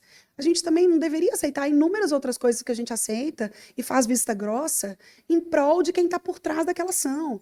Então, a questão da homossexualidade é porque ela é uma pegada que vai para uma área mais comportamental e menos espiritual, né? Eles vão falando exatamente isso, e aí a gente às vezes se percebe sem argumento. Mas eu acredito que o raciocínio, o princípio, a base é o mesmo. Nos falta isso. Eu acho que falta para a igreja esse entendimento do óbvio, daquilo que eu estou resgatando, no nome de quem eu estou indo. Quando a gente não se perde nisso, a gente não se perde sobre os desdobramentos. O desafio da nossa igreja é esse. Tanto que eu acredito, pastor Haroldo, que antigamente a gente preocupava muito com adolescente, com jovem. Hoje, um pastor antenado, ele está preocupado com a infância, de 4 a 9 anos. Eles são os principais alvos. Isso não é um pensamento agora, não. Isso é um pensamento desde a Rússia. A Rússia entendeu, foi a primeira a entender que se sexualizando a criança, você deforma um adulto. E eles fizeram isso, né? Quando eles propuseram que as pessoas poderiam se relacionar de forma livre, se dessas relações saíssem filhos, o Estado cuidaria dessas crianças e os indivíduos continuariam a seguir a sua vida. É óbvio que é um padrão que não deu certo. Mas é isso que é tentado falar hoje para as nossas crianças através disso. Através de mega rede de fast foods, colocar ali onde a criança que senta, é ela que consome, é ela que vê, é ela que está antenada. Um filme da Marvel, um herói ali, uma turma daquela moça dentuda, que coloca um personagem ali. O alvo é a infância. Hoje, ganhar a adolescência é segundo plano, porque o objetivo é que eles já sejam ganhados. Você entende? Se eu ganho o coração da criança, se eu confundo, se eu deturpo, porque eles sabiamente percebem que esse papel de mãe, de pai, de mentor está terceirizado. A mãe fora de casa, ela abre uma lacuna para a escola, para a igreja, para a babá, para a tia, para a avó, para a irmã, e ela não percebe aquilo que tem dela de princípio e de valor transferido. Mas a mídia atenta está fazendo o papel dela. Ela está colocando em tudo. É na escola, em todos os aspectos. Então, a criança, hoje, eu percebo que um pastor antenado, ele investe poderosamente no Ministério Infantil, o melhor do seu arsenal, o melhor do seu corpo de obreiros, o melhor da sua estrutura física, porque a criança é o alvo da nossa geração com clareza. Se eu deformo isso no coração da criança, se eu normatizo isso no coração da criança, e não é só sobre homossexualidade, pastor, é sobre adultério, é sobre a inutilidade do casamento, valores, né? é sobre Princípios, uma ausência completa de limites, é sobre poder ser o que você quiser, é sobre tantas coisas que é a infância quem está sendo bombardeada. Então, eu acredito que a gente precisa, como igreja, resgatar os antigos marcos, pregar o que é óbvio, tá preparado para entender e fazer com que as pessoas entendam que a igreja é esse lugar para todos, mas não para tudo. E fazer com que a pessoa entenda que não é sobre ela. Não é sobre o que ela é ou como ela pratica a sua sexualidade. Isso é a coisa menos importante para a igreja. Mas quando fica parecendo que para a gente isso é grandão, a gente acaba perdendo essas pessoas. Que às vezes elas querem. E o que elas precisam é só como todos nós aqui. Todos nós, sem exceção. Para seguir a Deus, a gente precisa abandonar vontades. Todos nós. O pecado nada mais é do que uma consumação de uma vontade. Então, para ser crente, a gente tem que abandonar vontades. Em quaisquer perspectiva de pecado. Ó, vamos falar de livro aqui, ó. Toma esse Nu. aqui. Pega esses livros aqui. Olha aqui. Você conhece alguns desses aí, pastora Nossa, Sara? pastor, esses livros são meus aqui? A minha biblioteca aqui não, porque a minha eu sei que está lá em casa. Pastor, eu conheço todos e já li todos, inclusive. E você tem aqui livros. O que o senhor quer que eu faça? Indique? Fale sobre eles? Eu quero que eu Ah, você então tá fala. bom. Esse aqui. Deixa eu falar, então. Deixa eu começar por Martha Peace. Tudo, absolutamente tudo, que você, mulher, está aqui me vendo e nos assistindo, vê e sobre essa autora, consuma. duas que são unânimes para mim. Absolutamente tudo que elas escrevem é relevante, é cristocêntrico, é bíblico e alimenta. Martha Peace e Elizabeth Elliot. Então eu tenho aqui Mulheres em Apuros. Esse livro é extremamente prático. Não dá para você morrer sem ler esse livro, moça, você que está me vendo, mulher. Porque ele cumpre o prometido. Soluções bíblicas para os problemas que as mulheres enfrentam. Então ele vai falar sobre demandas extremamente modernas. Martha Peace é uma mulher extremamente antenada, cristocêntrica, estudiosa da palavra. E ela faz com maestria isso. Então isso aqui, desde você que é jovem, que ainda não se casou, que não é mãe, aqui tem solução para os seus problemas de autoestima, para o seu confrontamento de espelho, para a forma como você se enxerga, para os medos que assolam a sua alma, para as angústias das suas emoções. Está tudo aqui. E Martha Peace escreveu Esposa Excelente. Nessa ideia de que eu não sou chamada para ser a esposa que eu quiser, porque a máxima pós-moderna é que a mulher pode ser o que ela quiser. É isso que os grandes artistas falam o tempo todo, né? A mulher pode ser o que ela quiser, a mulher não precisa, ela pode ser o que ela quiser. E aqui, Martha Peace simplesmente resgata. Não o que ela acha que é, não o que a pós-modernidade requer que seja, mas o que a Bíblia espera de uma esposa. Então, se você vai se casar ou é casada e deseja, em primeiro lugar, não é agradar o seu marido, é agradar a Deus com esse seu papel, esse livro é para você. É de uma forma muito prática e muito real, trazendo o que a Bíblia diz. Não foi um sonho, não foi um anjo que apareceu, é o que a Bíblia diz. Isso vale muito a pena. Esse aqui que eu devia ter falado aquilo, não dá para morrer sem ler. A Carolyn McCauley é uma mulher extremamente cheia de autoridade para falar sobre esse tema aqui. Ela vai falar e começa o livro falando como é que o encontro com Cristo mudou tudo o que ela tinha. Eu não quero dar spoiler sobre esse livro, apesar de eu adorar um spoiler, mas esse aqui, especialmente, ele não merece spoiler porque ele é uma viagem dentro desse universo de feminilidade resgatada. Feminilidade radical, fé feminina em um mundo feminista, resgata o papel da mulher no plano de Deus, na perspectiva de que ele não mudou. Deus não se adequa à pós-modernidade. O papel da mulher no plano não muda de acordo com as ondas. Deus, ai, olha lá, agora teve a onda do feminismo, vou ter que mudar. Não. Ela resgata exatamente isso. É por isso que ela escreve aqui uma frase que eu amo. Feminilidade radical não é para as fracas. Então, é um livro brilhante sobre como se posicionar. Você que é mãe e tem exatamente esse receio aqui que o pastor Marco Sérgio falou com a gente, né? Talvez sua filha tendendo para as minorias, lendo sobre feminilidade, ou ficando com o conteúdo que ela tem na internet, que é muito raso e que, ao mesmo tempo, é persuasivo. Você precisa ler esse livro para ser uma mentora, à altura daquilo que ela precisa, para gerar convencimento real, para entender a perspectiva bíblica do plano de Deus para a mulher e como é seguro estar debaixo desse plano. Esse livro faz isso como nenhum outro que eu conheço. Aqui tem um livro, eu não tenho como falar desse homem aqui, Reverendo Hernandes Dias Lopes. É quase um espírito de idolatria que eu tenho com ele. Ele sabe disso. Meu relacionamento com o pastor Hernandes, ele não é de agora. Eu compartilhei aqui que eu nasci na Igreja Presbiteriana do Brasil e ele é essa pessoa mais parecida com Jesus que eu conheço. Enfim, ele é ele, né? Eu acredito que na nossa geração a gente não vai ter um teólogo em termos de produção literária como ele. Aquilo que ele já produziu e que ele tem produzido incansavelmente, a forma como ele vive o reino, na humildade, na dedicação. Ele tem autoridade para falar sobre qualquer tema que ele quiser. Eu tenho um sermão inspirado nesse livro aqui, Mulher Nota 10, Os Passos de uma Mulher Bem-Sucedida. Esse livro pequeno é inspirado em Provérbios 31, no louvor da mulher virtuosa, naquele acróstico ali.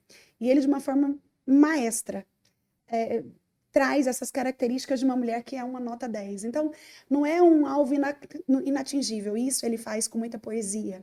Essa ideia do possível dentro da sua própria realidade de cumprir os papéis bíblicos. Então, é um livro essencial para você que se sente desafiada a ser uma mulher bíblica no seu tempo, na sua geração, nos papéis que você desempenha. Sem comentários. Esse livro aqui, eu acho que é o livro que a gente mais deu. Rick Warren vira uma chave quando escreve Uma Vida com Propósitos, né?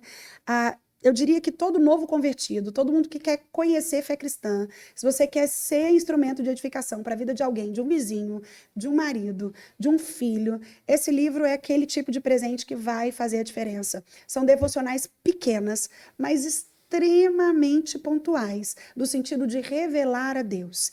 E ele não só revela Deus como pessoa, ele revela Deus em seu propósito. Rick Warren faz isso com uma doçura e com uma pontuação incrível. Não é à toa que está escrito aqui, ó, um dos livros de maior vendagem da história, porque ele responde esse que é um dos dilemas existenciais, não da nossa geração, mas do mundo. Epicuro, um filósofo lá da segunda escola filosófica, foi quem primeiro levanta uma crise existencial como essa. Para que eu estou aqui? Para que eu existo? E Rick Warren vai, através de devocionais curtos, trazer o propósito da sua existência à luz das escrituras. É imperdível, é necessário, é para dar de presente, é para ler pelo menos uma vez por ano, para ser fortalecido na fé, enfim, leitura obrigatória. Vou falar de John Bevere, porque, na minha opinião, ele escreveu 2 livros que são imperdíveis. Um é esse, e o outro é A Recompensa da Honra. A Recompensa da Honra foi um livro que mudou algumas coisas dentro de mim, de estar pessoa. Eu li há uns 10 anos atrás. Eu li assim que lançou. Mas tudo que esse cara escreve, tanto ele quanto a Lisa, a esposa dele, escreve muito bem também. é excelente. É uma visão simplista, mas não rasa, é profunda. Só que ele traz de uma forma muito prática. Esse, A Isca de Satanás, ele vai falar como o diabo usa as ofensas. Nós somos uma geração muito ofendida, pastor. Tudo na nossa geração é bullying. Ai, e é incrível como a gente gosta de poder falar. A gente ama usar a liberdade de expressão para falar o que a gente pensa, mas a gente não suporta ouvir nada. Essa é a máxima dessa geração. E aqui ele vai falar como Satanás usa esse aspecto da ofensa, do se sentir ofendido, como uma isca para ele. É o mimimi, então. Pronto. Esse livro seria uma leitura, se eu fosse pastora de igreja local, ele seria obrigatório. Tanto ele, então eu vou pôr, não. pastor, porque é brilhante. Hashtag fica a dica. É brilhante. Aqui, ó. Como se livrar de uma armadilha mortal, a ofensa. Que top. Essa posição do vitimismo. Como o Satanás usa isso como isca para trazer para perto dele e para afastar você do principal, que é o plano de Deus para sua vida. Então, se você é uma pessoa que se sente ofendida, que se ofende por qualquer coisa, mas que ao mesmo tempo é uma metralhadora giratória de sinceridade, esse livro é para você. Porque no fundo você não é sincero, não, você é cruel. E esse aqui... E esse aí, C.S. Lewis. Pastor, esses dias eu indiquei esse livro na minha caixinha e uma pessoa falou: ai, Sara, eu comecei a ler, mas eu achei uma leitura tão difícil, tão densa. E eu fiquei pensando assim, como não existe concorrência, né? Porque, tipo assim, C.S. Lewis, eu não preciso nem falar de Lewis aqui, né? Tudo que Lewis escreveu foi brilhante. A obra dele, talvez a vida dele não tenha sido tão brilhante quanto a sua obra. Mas a obra de Lewis é uma obra atemporal, tudo aquilo que ele produziu. E cristianismo puro e simples, talvez seja, eu acredito que essa pessoa achou a linguagem densa, porque é uma viagem dentro de você. Lewis não apresenta o cristianismo como a gente é tendencioso a achar por causa da prática, da capa, né? Por causa do título, cristianismo puro e simples. Parece que a gente vai ver um cristianismo apresentado ali, mas não. Lewis faz como ninguém um retrato da nossa alma, ele escancara ali, ele mostra como é que a gente precisa mudar. Ele é bíblico, a Bíblia faz isso, né? A Bíblia é um livro que quando você lê, ela te lê. Não é que o livro faz como a Bíblia, não é isso. Mas ele segue essa mesma vertente, é por isso que talvez ele pareça complexo. Mas é um livro brilhante. Você que tem uma fé nova, mas que deseja conhecer um pouco mais da fé, conseguir fazer como Paulo fala, né? Para que sejam capazes de dar a razão da esperança que é em vós. Paulo está dizendo, você precisa conhecer a Bíblia, para você contar para as pessoas por que você tem essa esperança nela, por que você vive como vive, porque você acredita no que acredita. Lewis ajuda muito nessa perspectiva de conhecimento da fé. Então, é um livro imperdível, na minha opinião, também. Cristianismo Puro e Simples. E tudo que você puder ler de Lewis. Eu ganhei, pastor, eu tinha 14 anos. Quando eu me batizei, eu ganhei do Rony Leão, um cara que foi meu irmão mais velho, assim, de coração. Lá de Caldas Novas. O Senhor o levou para ele no dia 29 de janeiro do ano passado. E esses dias eu escutava no sermão do reverendo Hernandes, ele disse assim, não há nada que você possa fazer melhor para quem morreu em Cristo do que continuar vivendo. E isso foi muito acalentador para mim com relação ao Rony, porque a morte dele foi tão rápida, entre a descoberta do câncer e a morte foram 19 dias. E a sensação que eu tinha era que, caraca, era injusto, sabe? Eu falava, Deus, como assim? Tem alguém que vive tanto pro reino, que se doa tanto, alguém tão necessário, alguém que a gente precisava tanto ainda. Rony era aquela pessoa que, em quaisquer circunstâncias que eu tivesse, podiam ser eclesiásticas, enfim, ah, era nele que eu encontrava uma resposta bíblica, cristocêntrica. E quando eu tinha 14 anos, ele me deu a coleção das Crônicas de Nárnia, de C.S. Lewis. Hoje é um filme, mas eu li aos 14, e eu lembro que eu comi isso, eu devorei. Eram 9 livros, de 200, 300 páginas cada um. Começava com Leão, a Feiticeira, o Guarda-Roupa, enfim. Ia toda essa coletânea. E como essa forma lúdica com que Lewis traz a fé foi impulsionadora, tanto para o meu gosto por leitura, quanto para o meu conhecimento de Deus. A forma como Lewis externa Deus, eu acredito ser extremamente revelador e pedagógico. Então, tudo que existe de Lewis, eu falei tudo isso para falar, que tudo que existe de Lewis, você pode consumir, assim, no sentido da obra dele, né? A obra dele é essencial e é atemporal. Aqui no Blackcast nós sempre perguntamos, como a última pergunta, um personagem ou uma personagem da Assembleia de Deus que você gostaria de render homenagens. Pode ser do passado, pode ser do presente. Alguém que você olha e fala assim, essa pessoa merece ser destacada aqui. Pastor Marcos Sérgio, eu fico com o nosso bispo, o bispo José do Carmo. Eu sempre acredito que o líder, ele tem dever de ser exemplo, uma obrigação, sabe? É isso que o Tiago nos ensina. Aquele que deseja episcopado, excelente obra almeja, sabe, porém, que tiver ser cobrado dobrado, né? A Bíblia não nos deixa essa dúvida. E quando eu olho para a vida do nosso bispo, eu enxergo esse lugar para olhar, sabe? Ao longo, é muito difícil você encontrar alguém que ao longo de um ministério tão longo tenha uma postura ilibada, um nome respeitado, desempenhe papéis de uma forma tão ímpar, né? De marido. Eu olho para ele e eu vejo o marido que eu quero que o meu esposo seja. Eu olho para ele como pai. Mandar um beijo para minha amiga Priscila. Nem sei se você vai ver, amiga. Te amo. E eu vejo um pai que, no sentido superlativo, eu olho para ele como avô e eu vejo ele cumprindo o papel do avô, sabe? Aquele avô que está colhendo as promessas do Salmo 128 e que se deleita nos netos. E eu olho para ele como líder e eu vejo respeito, norte, direção. Então, eu acredito que o nosso bispo, e isso é tão unânime, pastor, que quando a gente viaja no Brasil, as pessoas falam, você é a ovelha do Bispo Ides.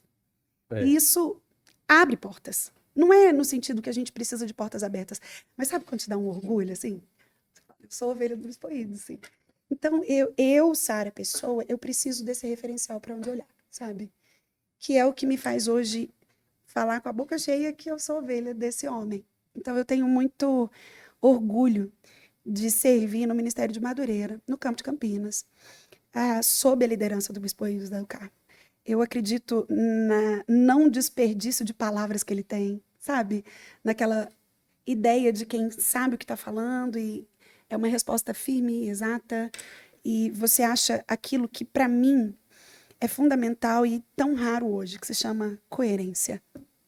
Existe coerência na vida desse homem, entre aquilo que ele fala e prega, entre aquilo que ele vive. Então, é alguém para quem olhar. Eu me sinto segura ali. Então, eu acredito que o nome que a gente tem hoje na Ableia, a gente tem outros nomes, né? Se eu fosse falar das mulheres, uau! Né? O que falar da nossa própria bispa? Né? Ela é essa mulher também, que é mulher. Ela ensina sendo mulher. Ela não quer ser a governante. Ela é firme no papel de mulher. Então, acho que ela ensina muito também. Bispa Keila Ferreira, para mim, aquela mulher nem é gente, é anjo. Né? Ela é diferente. Ela tem uma docilidade firme, uma autoridade justa. Sei que a nossa geração ela é presenteada por essas pessoas que, no meio de uma dificuldade tão grande de referenciais, a gente ainda pode olhar para eles. Né? E eu seria injusta se eu falasse outros, vou ficar com os meus líderes mesmo, que... Mas não é porque são os meus líderes, é porque, de fato, eu penso. Muito bem, então eu quero agradecer, Sara. Você nos deixou impressionado aqui, porque a gente já está para quase 2 horas e você consegue falar numa facilidade todos os assuntos de maneira segura. Tava falando aqui pro Haroldo, Haroldo, qualquer pergunta que a gente colocar, ela não tem filtro não, ela vai falar tudo. E ela vai falar, e isso é uma honestidade muito grande, a gente precisa muito disso, que Deus te use, Amém. continue usando, é por isso que tem tanta gente que admira você. Amém. Fiquei muito feliz em você vir aqui no início do BleaCast, né, participar, eu tenho Me traz de certeza- novo quando ficar, tipo, 2 milhões de inscritos. Aí só vai trazer os famosão. Ó, fica a dica aí, viu? Brincando, Quando- pastor. Vai voltar várias vezes agora. Será sempre precioso. E agora nós vamos, nas próximas vezes, nós vamos pôr um tema, assim, Isso. para ela discutir aquele tema. Ela não que é- falou nem 10% É, do não conteúdo que ela falou, tem. não falou. A gente, eu tinha várias perguntas aqui. Pode a marcar o gente, dia todo que tem conteúdo. É porque eu vou Isso. falando assim, tumulto, né, pastor? Eu quero agradecer a você, tá? Quero agradecer a Cíntia. Eu que agradeço por estar aqui. Fala muito. Falo muito. Minhas perguntas são, né? A cada pergunta dela é um podcast. É verdade. Como a mulher no casamento. Um podcast inteiro. É verdade. Papel Criação de é, filhos. Criação de filhos. Um tema. Temos aí vários temas. Pronto. Meu nome é Haroldo, pronto. Bem, Deus abençoe, pastor. Amém, pastor. Muito. Acho que é a primeira vez que eu a vejo próximo, né? A gente tava sempre de longe vendo pelas redes sociais e tal. Então, assim, meu Deus, estou impressionado. Ô, pastor. Isso é muito bom. Glória a Deus. muito bom mesmo. Glória a Deus. Louvado seja Deus por isso. Obrigada, é uma honra estar aqui. Deu para perceber que eu amo falar, né? Mas uma honra, pastor, uma honra poder servir mesmo. E que esse podcast, pela graça, cresça. Alcance lugares onde a gente nunca imaginou alcançar. Essa é a mágica da internet. Esse privilégio, desse milagre da nossa geração. Então, que bom saber que Deus tem levantado pessoas como vocês para ser útil no meio dessa geração. Obrigada. Um beijo para a Andressa linda. Enfim, Deus abençoe vocês. Uma honra estar aqui. Um beijo, Stefania. Eu mandei para você no início, eu vou mandar no final. Ó. Eu quero te conhecer pessoalmente, dar um abraço. Bem querido. Obrigada, Cíntia. Cíntia é meu Eu braço que direito, agradeço. esquerdo, minha mão, meu tudo. Só avisando que nós estamos aqui às 16 horas do sábado no YouTube, mas estamos lá no Spotify e estamos no Apple Podcast. Esse BleaCast, esse podcast, nós temos o patrocínio da Realiza Faculdade e nós temos também da Rádio Sete. Rádio 7. Olha, e eu quero mandar um abraço.